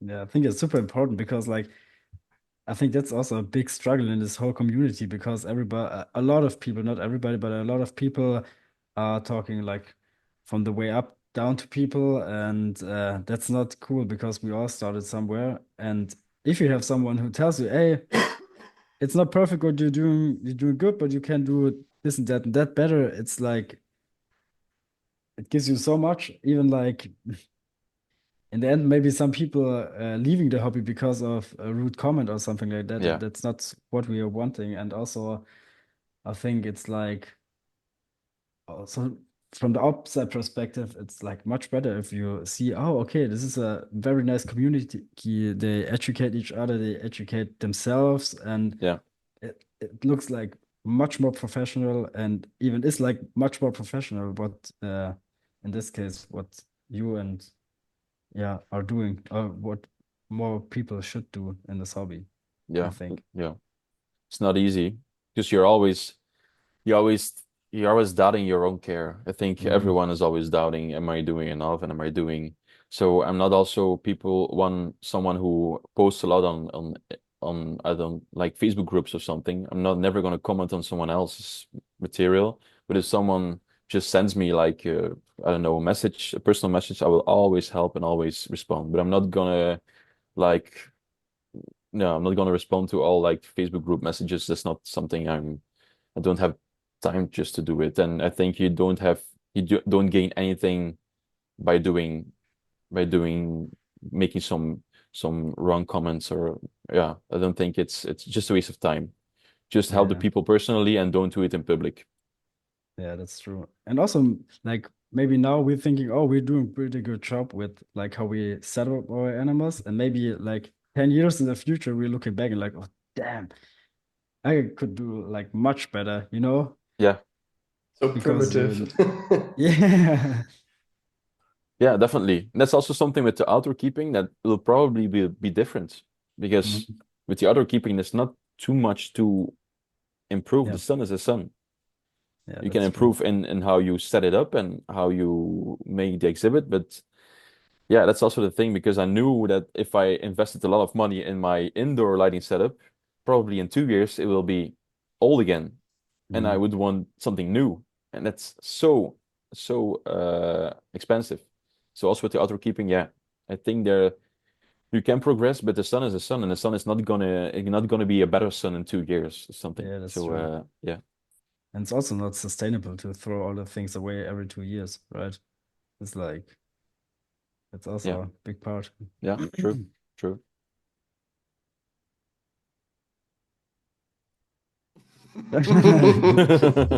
Sometimes for Flo and I, it's always like Who's asking a the question? Yeah, tic-tac-toe who's gonna be the next yeah, one that hooks into that. Give each other space for that. And I'm very comfortable with silence, so you can see. yeah. Man, It's a battle. no, but it's a battle. But do you think like in the future, because I think in the reptile industry, there's like we are not like as advanced when it comes to equipment like the aquarium hobby or something like that. Do you also try to figure out something how you maybe improve lighting, maybe with a system that imitates clouds or something like that? Is this something you and guys from Herb also thinking about maybe doing your own brand or educate brands about it? No, I think it costs way too much money to Mhm. start like an own brand. It's insane. I think if you want to do something, you have to work together with a already existing brand, or you have to have a lot of money yourself. If you Mhm. have to win the lottery of have a rich dad or mom, if you want to start something like that. So I think there are no we are not interested in starting an own brand or something.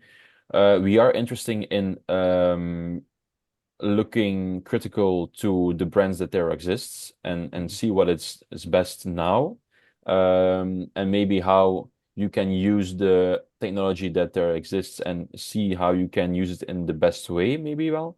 Um, but we're not that into and really how should I say, and really doing scientific research like for instance Thomas Kass, from the lighting groups. Mhm. He's he has like this spectrometer to like really examine the different UVB bulbs. That's not something we're into now. Mhm. We're more focusing on the things we're doing now with Herb and also with my own projects. Um, and the technology is not something because we're not how to say uh, my friends are herpetologists. I'm just a teacher. So we're not really very experts on the technical side. Yeah. I think there are a lot more people who know a lot more about electricity, a lot about lighting than we know. So we're not messing with that at this point. But maybe we will know who will know in the future, maybe. But I don't think it's something it's not a goal of ours. No, Yeah. but it's a good question. Yeah, but I think like for example, for me it's lighting is like something I understand it, but like not in a way I would like to understand it, Yeah, right? Because me there's too. like I'm not an electrician. I don't know Yeah, how it works, to be honest. Like I'm looking to yeah. reviews, but man, I would never be comfortable talking about very detailed lighting yeah, systems because I don't have the knowledge about it. Very yeah. simple. I would feel very like a liar sometimes because there Mhm. are people who know a lot more about lighting than me.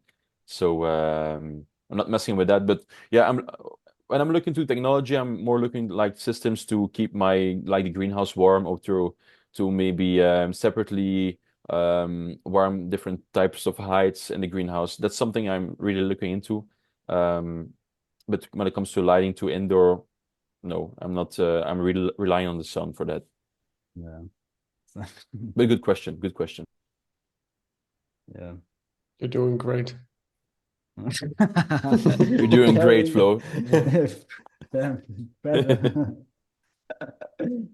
Maybe I already have like the list is like If you see it? it's empty, it's okay. You, We only have like you this. prepped so well. Yeah. Keep track of everything. No. Yeah, really nice, man. Try to. Yeah, but like super interesting. I don't think there's like something like this in Germany where you can, at least I don't know about it, Uh, where you can, is there you something have like some. that? I think you have some very good, like how do you call it? The terrarium societies, like this. The DGHT, Yeah, you mean? yeah, they have, but they also have like these regional ones, I Mm-hmm. think, who give some really interesting talks because I saw that one of the regional ones, I think from Münster Mm. somewhere, someone gave a talk, I think last week about outdoor keeping, Okay. which I thought was really interesting, but it was only live, so you can only go to it, and it Mm. was a bit too far for me. Um, but I would love to hear what the people what the speaker had to say about keeping. But it was about tortoises, keeping tortoises outside, Okay. but also in greenhouses and also outdoors. So this was very interesting for me.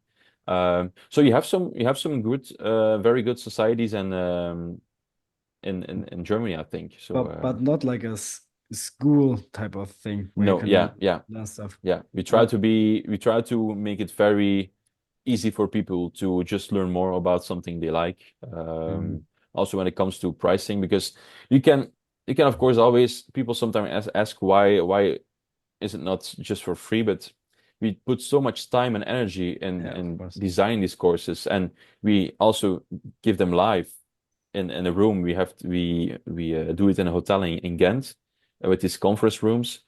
You also have to pay rent to present your courses there. And we put a lot of time and energy in it. And yeah, keeping animals costs money and it takes a lot of time. So it costs also if you want to do the courses. But it's I think the courses I give are like 70 euros. And yeah, you get a lot for it. And yeah, you get a lot from it. And yeah, if it's too much for you, I can perfectly understand. But with 70 euros, you can gather with 10 people that have the same interest and just talk for 2 hours, and afterwards you still can talk and get a Yeah. drink or Yeah. something. So it's pretty cool. That's And a weird it's question, man. Why isn't this free? Like even 70 yeah. euros, that's like a dime if you wanna properly set up your terrarium, Yeah, 70 euros is It I saves you so don't much money. small change almost. yeah, Yeah. That's also the yeah, problem I have with people talking about cheap species. yeah, You know, it might be a low cost to acquire the animal itself, yeah, but a leopard gecko of 30 euros, the setup, if you want to do it correctly, is gonna cost you exactly the same as a, I don't know, Fiji or I don't know, something of the similar size. You know, that's yeah, a whole lot more expensive. yeah. So True. 70 euros is But, and it also saves you a lot of money and also time on your own side, you time know? is money, man. Yeah. And Yeah. also but like you said, you are like doing all this stuff, it's your time and you're given like valuable information. Of course you Yeah, should yeah, be yeah. paid for that. And you become some part of a community from people you see in real Mhm. life, not just on Facebook. So you Mhm. just get to know people and get to talk to people who have like different interests, different projects, and you can build relationships and Mhm. also yeah, it's so cool to give these courses. Yeah. So yeah. It's always nice to help people out. I Yeah, think but I that's think it yeah, sorry. oh, sorry. But I think that's worth a lot of money because I did also in the Netherlands. If we want to indeed, if you want to breed and sell to people outside your friends and family group Yeah, in a certain number, you have to have the vakbekwaamheid, as we call yeah, it in Dutch. You have like this, um, how do I say this? Did a course and do two exams, a practical yeah, exam and theoretical exam. And I've recently got the ones for birds and for tropical fish. And Yeah. I could have done those by simply applying for the exams and just do the Yeah. exams. But I took the classes because I wanted to talk to all the other nerds Mm. and see how they approach it. And that's so Yeah. valuable. So what you're saying Yeah. now is, yeah. Definitely. Absolutely. It's you learn as much as the people that are following the course as the one who's giving the course. So Mm. yeah, true. Yeah. But it's cool that you're open to that. You know, a proper teacher, I think, needs to be open to. Yeah, of course. And every time I give the course, because I gave it last year in November, I'm going to give it now again in October, and it will be different.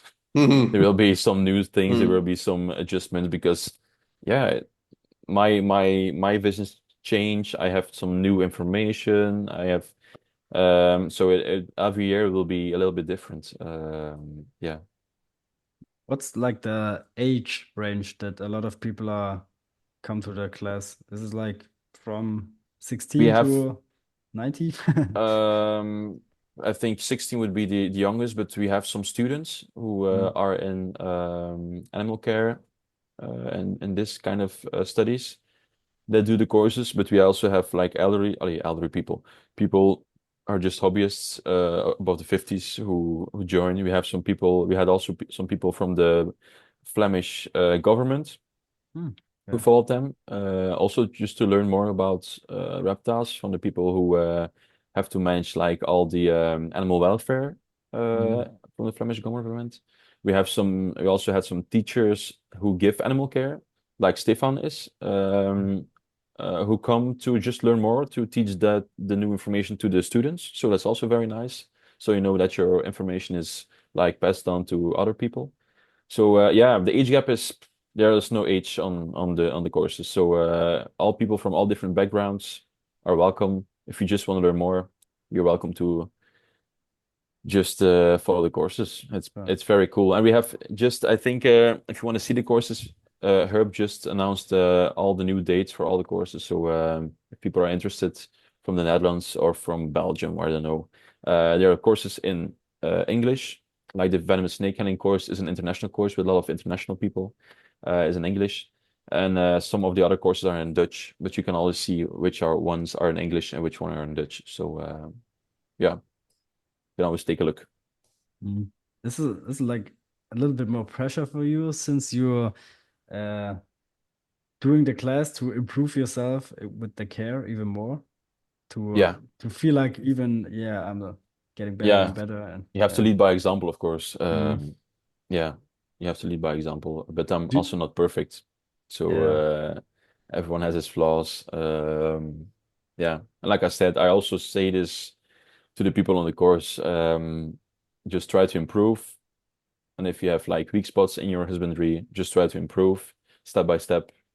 Not everything is going to be perfect because when you think everything is perfect, things can go wrong horribly for some Yeah. other, I don't know, reason.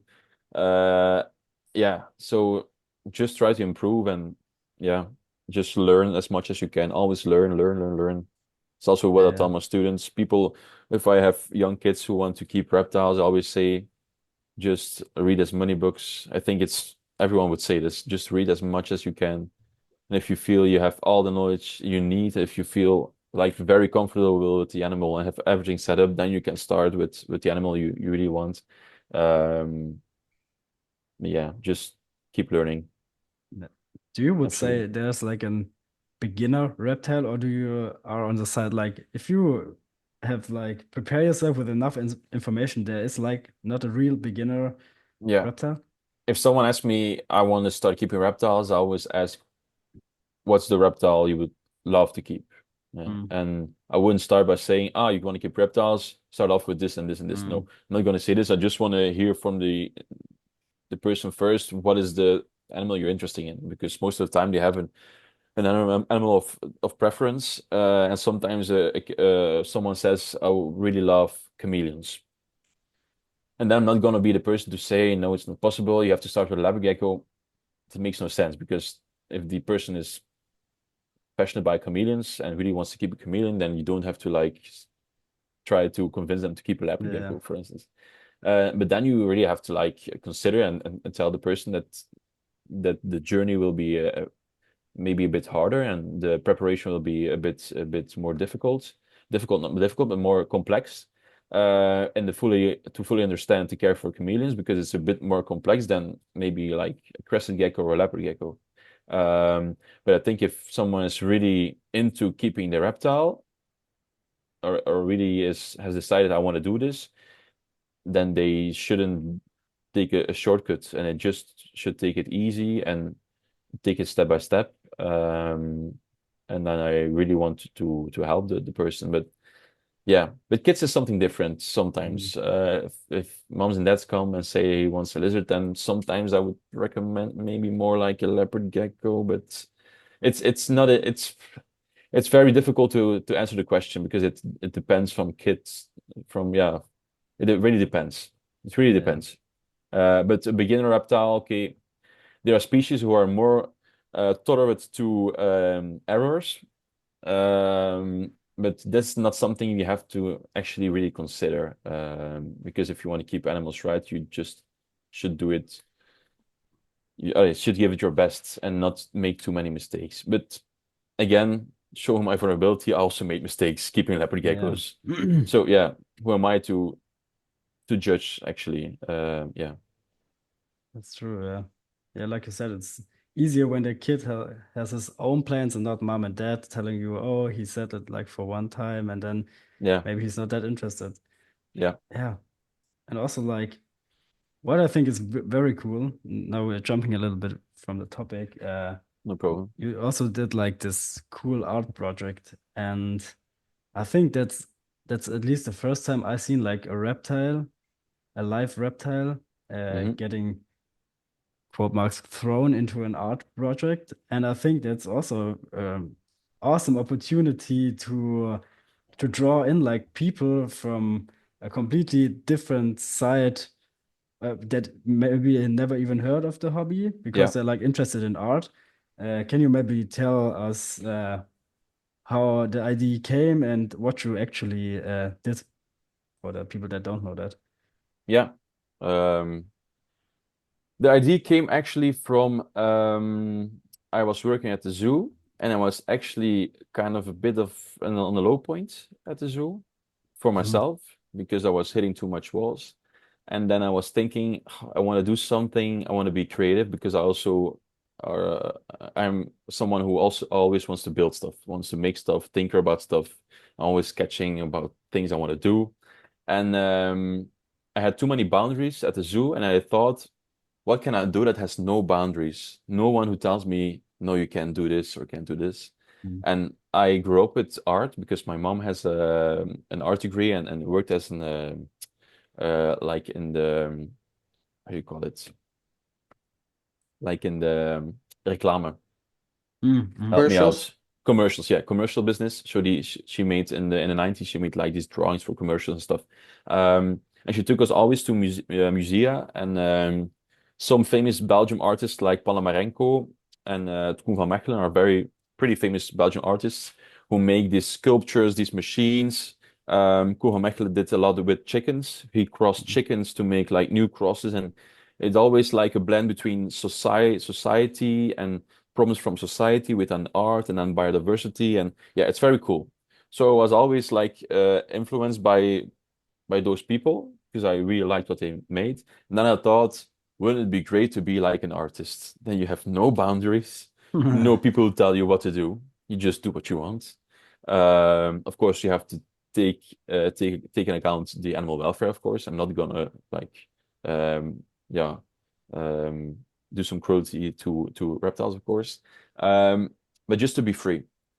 And then I started looking into art and what already existed with in combination with reptiles, and it was very little. There is an artist, I think it was a Chinese artist of some, I think Chinese or Japanese, who has like this art, this yes, not a sculpture, but like he built a cage. He threw Mhm. in a lot of different wild caught lizards, and then just let them rip each other apart and see which one was still standing at the end. So, but that's pretty cruel, but it was pretty Mhm. famous. I think it was also presented at the Met in New York. So it's Mhm. pretty, yeah. So I think they didn't put in the animals because there were too many like these PETA groups who were Yeah. against it. But the sculpture, the cage itself, was presented at the Met, so it's pretty big. But for all the rest, there were no live animals in art.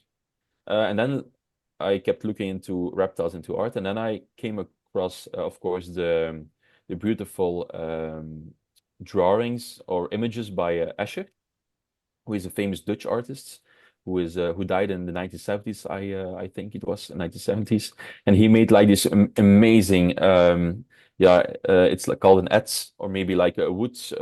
They carve it into wood. He made this amazing drawings. It's insane. People know it because he made some like of these impossible drawings, like these waterfalls who like go into each other, and it's like impossible. You can't really Mhm. figure out how the water is flowing. But he also made a lot with lizards. So he had a lot with lizards. And I looked into his artworks and I looked into his biography, and I saw that Escher had actually had a lot of interest or a lot of passion with Southern Europe. He lived in Italy for 10 years. He went to Spain, he went to Greece, he went to Corsica, he went to all almost all Southern European countries. And then I saw like the connection I could make between his artwork, his passion with Southern Europe, and the animals I have, the lizards I have, because I have like these Southern European species. And the cool thing is, for instance, one of the I have like the artwork I made is consists of three parts, and one of the parts is like the jeweled lacerdas I used.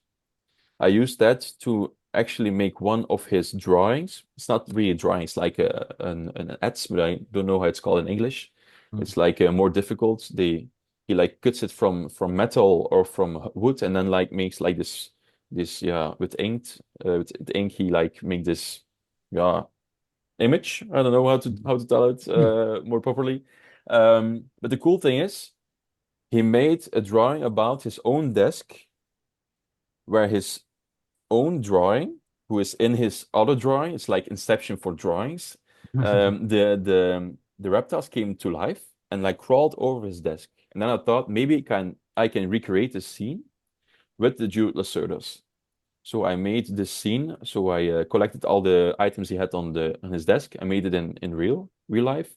I put the jeweled lacerdas also in the scene, like his drawing would come to life.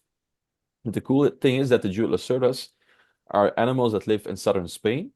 And the drawing he actually showed in his drawing was influenced by his visits to the Alhambra, which is in southern Spain, in Granada, which is actually some kind of palace, which is influenced by North African mosaic style. So like this Moorish mosaic style.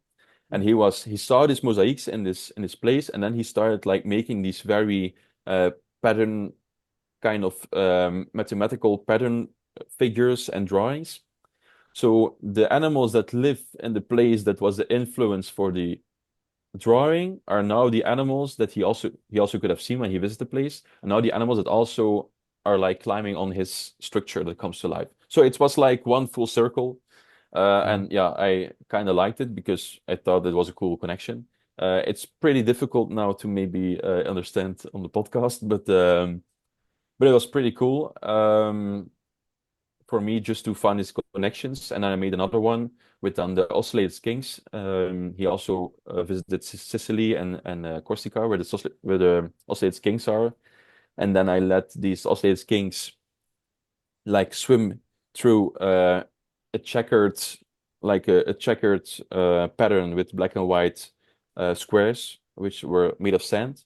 And the kings like made a mess of it, and it was just like his work, which is called Metamorphosis, which is like a metamorphosis from very um, mathematical figures, like mathematical patterns, like a checkered board, to like Mhm. animals. So yeah, Escher, you have to look it up if you don't know him. MC Escher, Moritz Cornelius Escher. He is insane. So I found all these connections, and I thought I just gonna build this stuff. I had the opportunity to present at my local museum because there was an opportunity for young artists to just show their work, and it became like they call it the happening. So it was just one day. Mhm. The animals were in. the artwork for only 2 hours, so there was no like animal cruelty. I didn't put them in there for like weeks. No, just only 2 hours, and they just made just made Asher's work came to come to life, and people loved it. Children loved it. The animals were super chill. I was worried that they would like run into the plexiglass and be very frightened, but they just did their thing. They sat there just on all the items, and they swam through the sand, and it was all very cool. Yeah, it was a real success for me personally, because it was something, if I went to a museum and I saw this, I would be very happy to see it. So I just made it for myself, actually. It was an experiment. But a lot of other people really complimented me that it was very fresh and a very nice idea to do it. So and like you said, it has put the lizards into a good spotlight. I talked also about herpetoculture with the people, how I keep them, and people were surprised, because most of the time people link reptiles with like a group of people that are how do I tell this? A group of people that are not really into art. Let's put it this way. Messy people. Only tattoos. I also have tattoos, so I can't. Yeah, I know. But but you know what I mean. So sometimes it's like it's only for like the weird people, but I'm just another guy. I'm a teacher at school, and I wanted to make some art, but I don't consider myself as an artist. I just experimented with something that I thought would be fun to do, and it's worked out pretty fine. So I'm happy. Yeah, it's also a nice homage to the artist, like bringing it to life. It's awesome. And when I saw it on Instagram, I was like, "Damn, these lizards are like paid actors. They are behaving Yeah, like yeah, it's very insane. good." It's insane. Yeah. They were so chill, so chill. So That's I was fascinating. very happy because people were all like, "Oh, they having a good time, the lizards." And I was like, "Yeah, no problem." Yeah, But I was always beforehand, I was a bit scared that they would just run into the plexiglass. Um, went well, so I'm very happy. awesome. That's great. People check it out on Instagram. Really, it's very cool. Thanks, man. You have a question, Stefan? We are running up on almost 2 hours, right? Yeah, I think so, almost. Crazy. Oh, So okay. Then I will leave my question. yeah, because like my questions are like done. Everything is answered.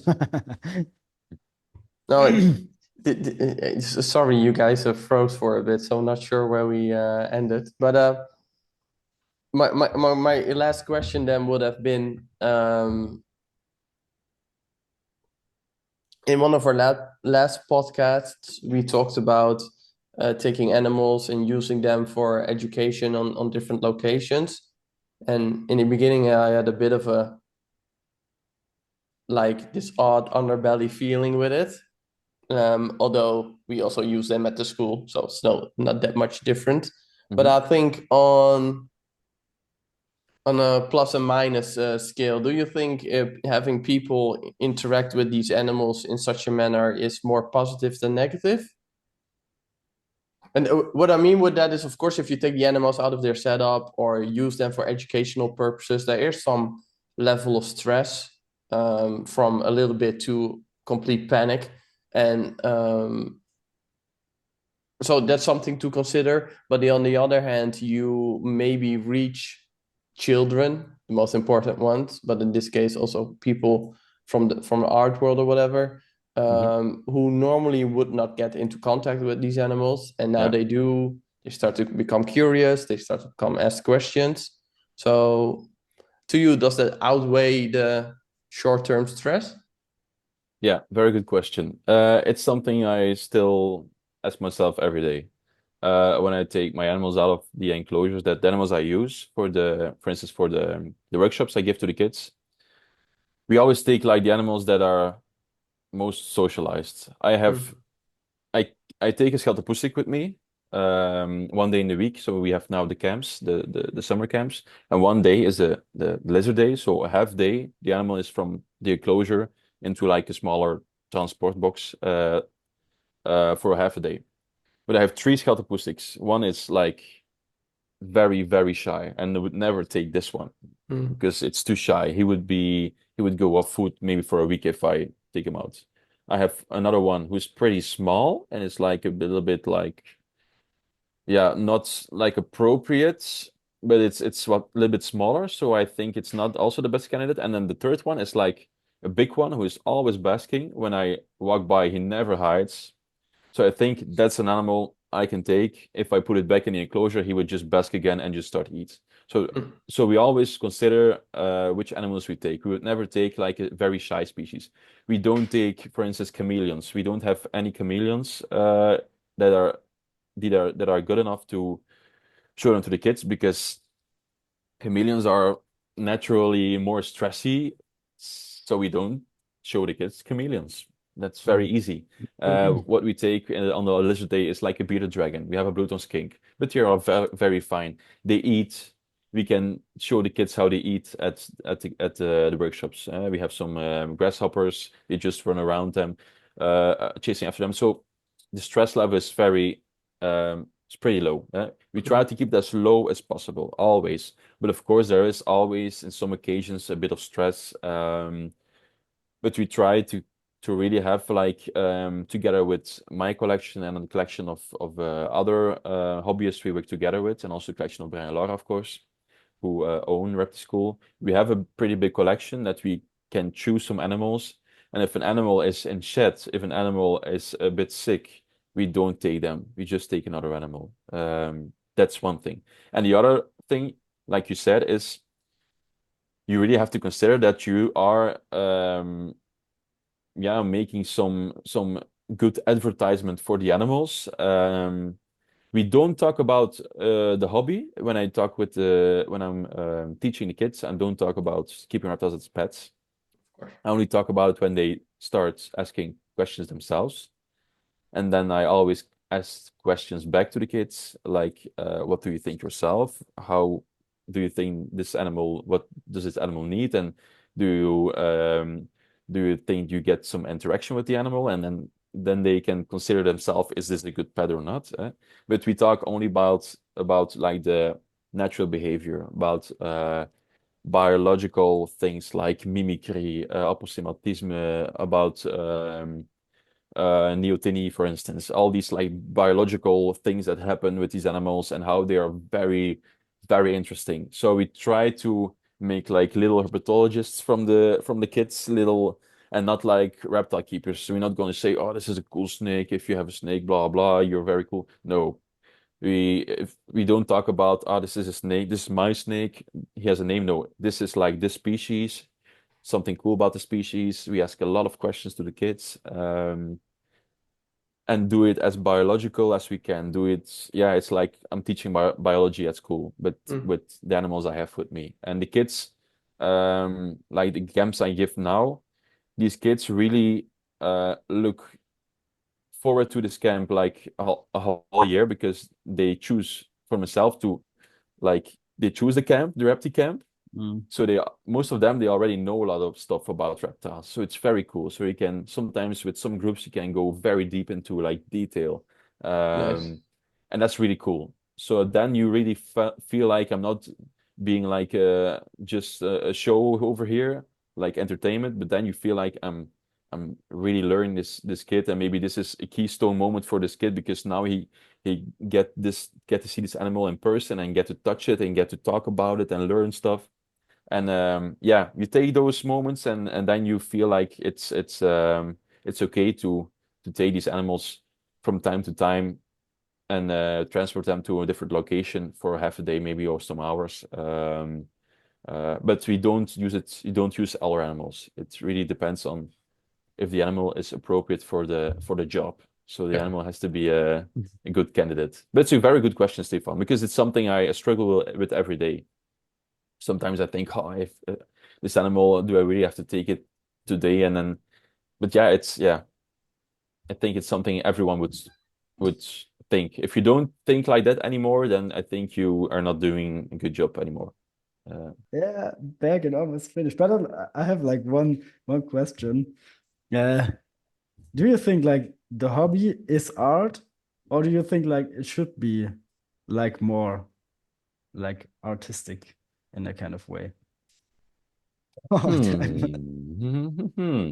Um, I think, I think you can, if people who don't know the hobby, I think certain parts, if they see some people terrariums, they can see it as art because it's very pretty. It can be very, very pretty. Um, but it depends on how the people keep their animals because Mm, I think if you just keep them very, I don't know, if you don't keep them naturalistic, I find it difficult to find it art. I'm yeah. not really a morph guy, so I'm also not gonna bash on morphs. It's just not my thing. But myself not consider my reptile keeping art because my exhibits are not that complex or very like pretty a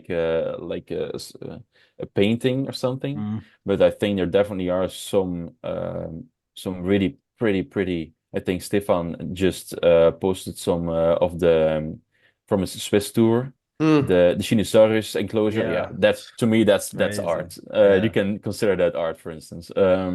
So it depends on the exhibit, and I think how the animal interacts with the exhibit, and if it's all like one perfect picture, then I could consider definitely art.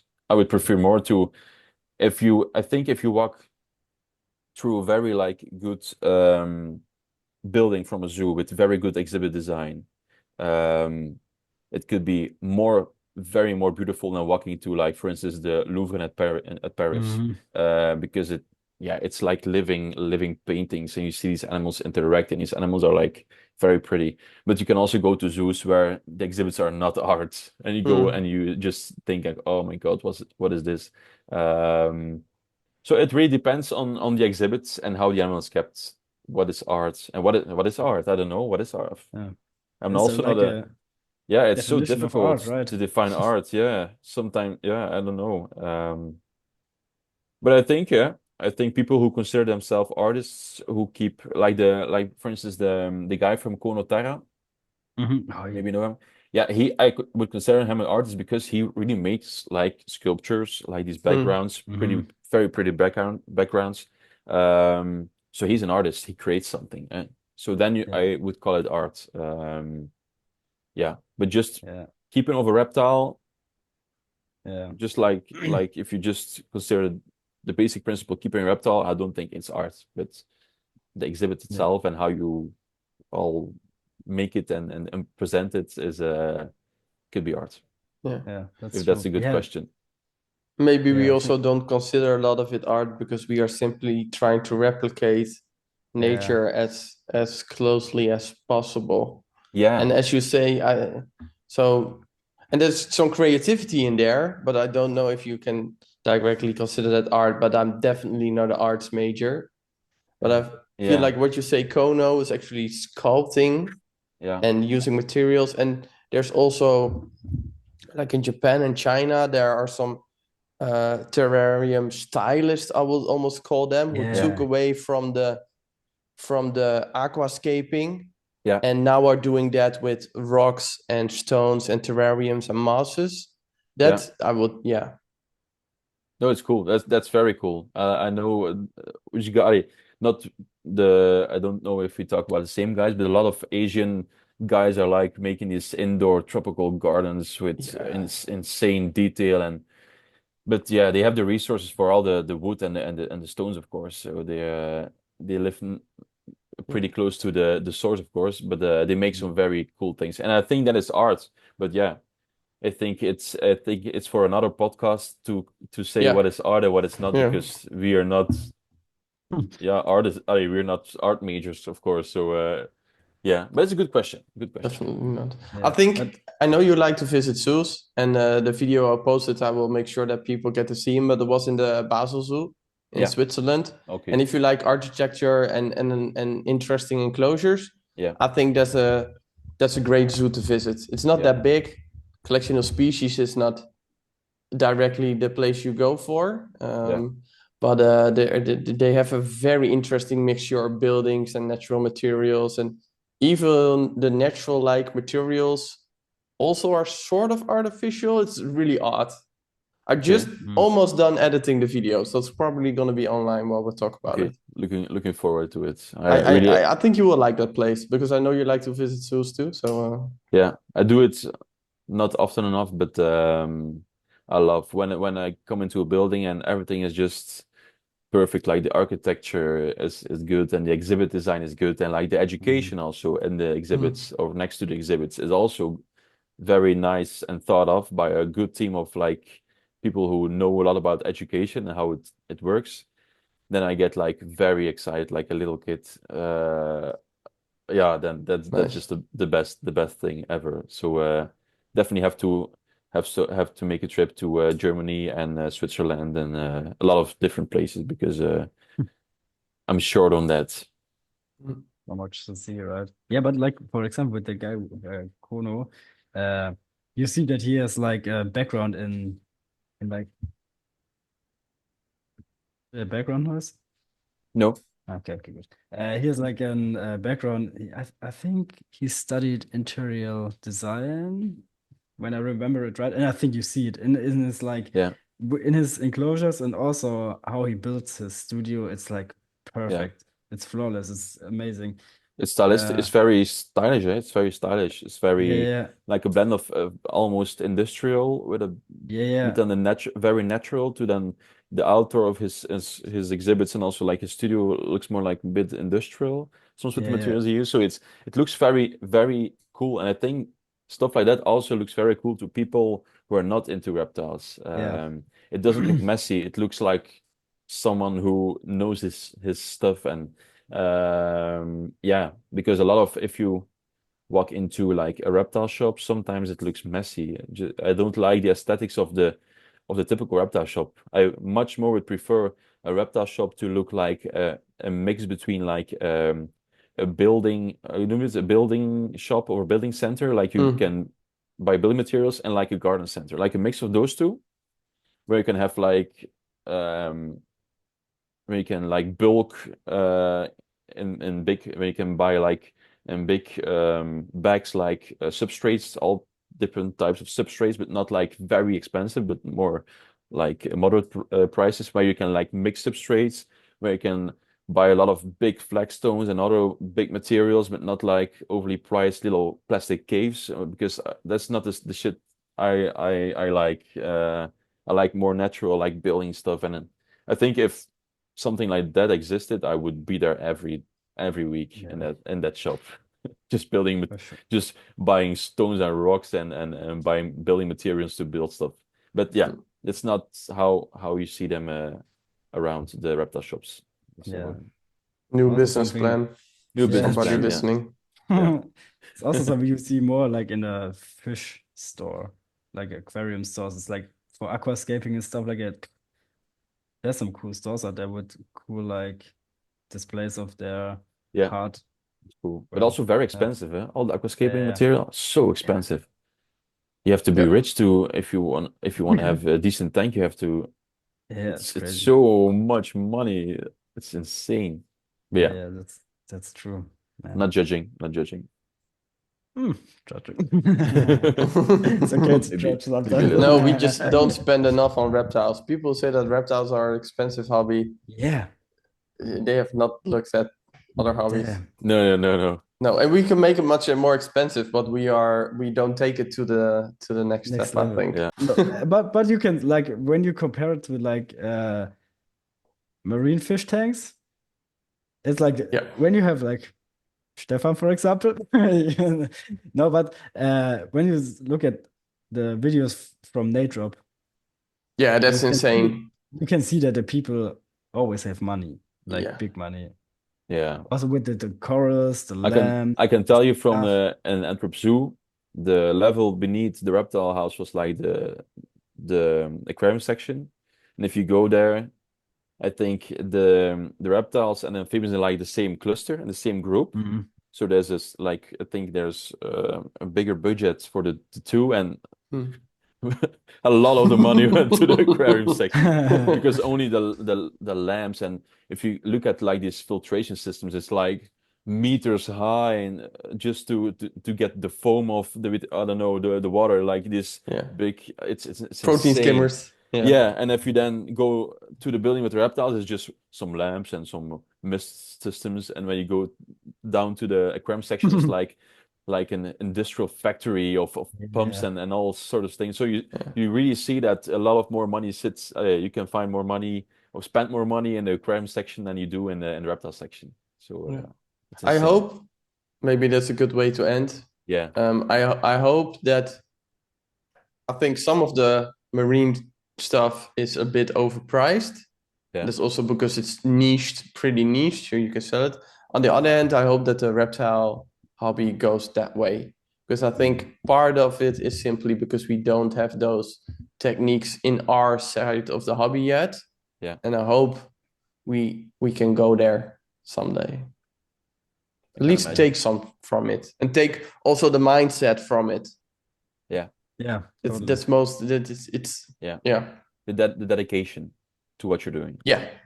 Yeah. Yeah. And the constant tweaking and being involved. Yeah. Okay. I think it was a great episode. How do you enjoy it, Sam? Oh, it was very, very nice just talking to you guys about things I like. So it's always nice. So Cool. I'm very happy with actually just meeting you guys and get to know you guys a bit. I would Yeah, also love same. to ask more questions to you guys, but I know that it's like, yeah, it's like a podcast, so I'm not the host, so but I would love to meet again, maybe not on a podcast, but just having a drink and Yeah, visit some zoos together, maybe. So it would be very nice. Yeah, that would yes, be fun. true. Definitely do it in the future. Yeah, it's always like fun because like we have contact for a little bit, but only like over Instagram, and you feel like, oh, you know someone a little bit, but then you see them in person and see how they interact, and it's Yeah, yeah, yeah. totally different. That's different. Yeah. Yeah, it Yeah. was very nice to already just talk for 2 hours with you guys. So I don't take it for Yes. granted. Yes. Awesome. Same. Do we need to send people to your Instagram for the art project, maybe? Yeah. You can always do. My Instagram is Anika_Terra. This is my like reptile related stuff. So I do a lot of different things. You can see some outdoor keeping, some art stuff, some just reptile stuff. I don't have like a very niche thing, but I think the most things you will see is outdoor keeping. So if you want to learn more about that and see how I struggle with it, but also have fun with it, then definitely give me a follow. Yeah, and hit me up if you have questions. So always happy to help. Awesome. Thank you so much for joining. Awesome. Yes. Thank And you so much. to the listeners, our social media guy wants us to say, please follow us on Instagram. Do Yeah. all the stuff that's asked on the usual podcast and streaming services. And we hope you enjoyed this one. On to the next one. All right. See you guys. Bye Bye bye. bye. Bye. Ciao, ciao.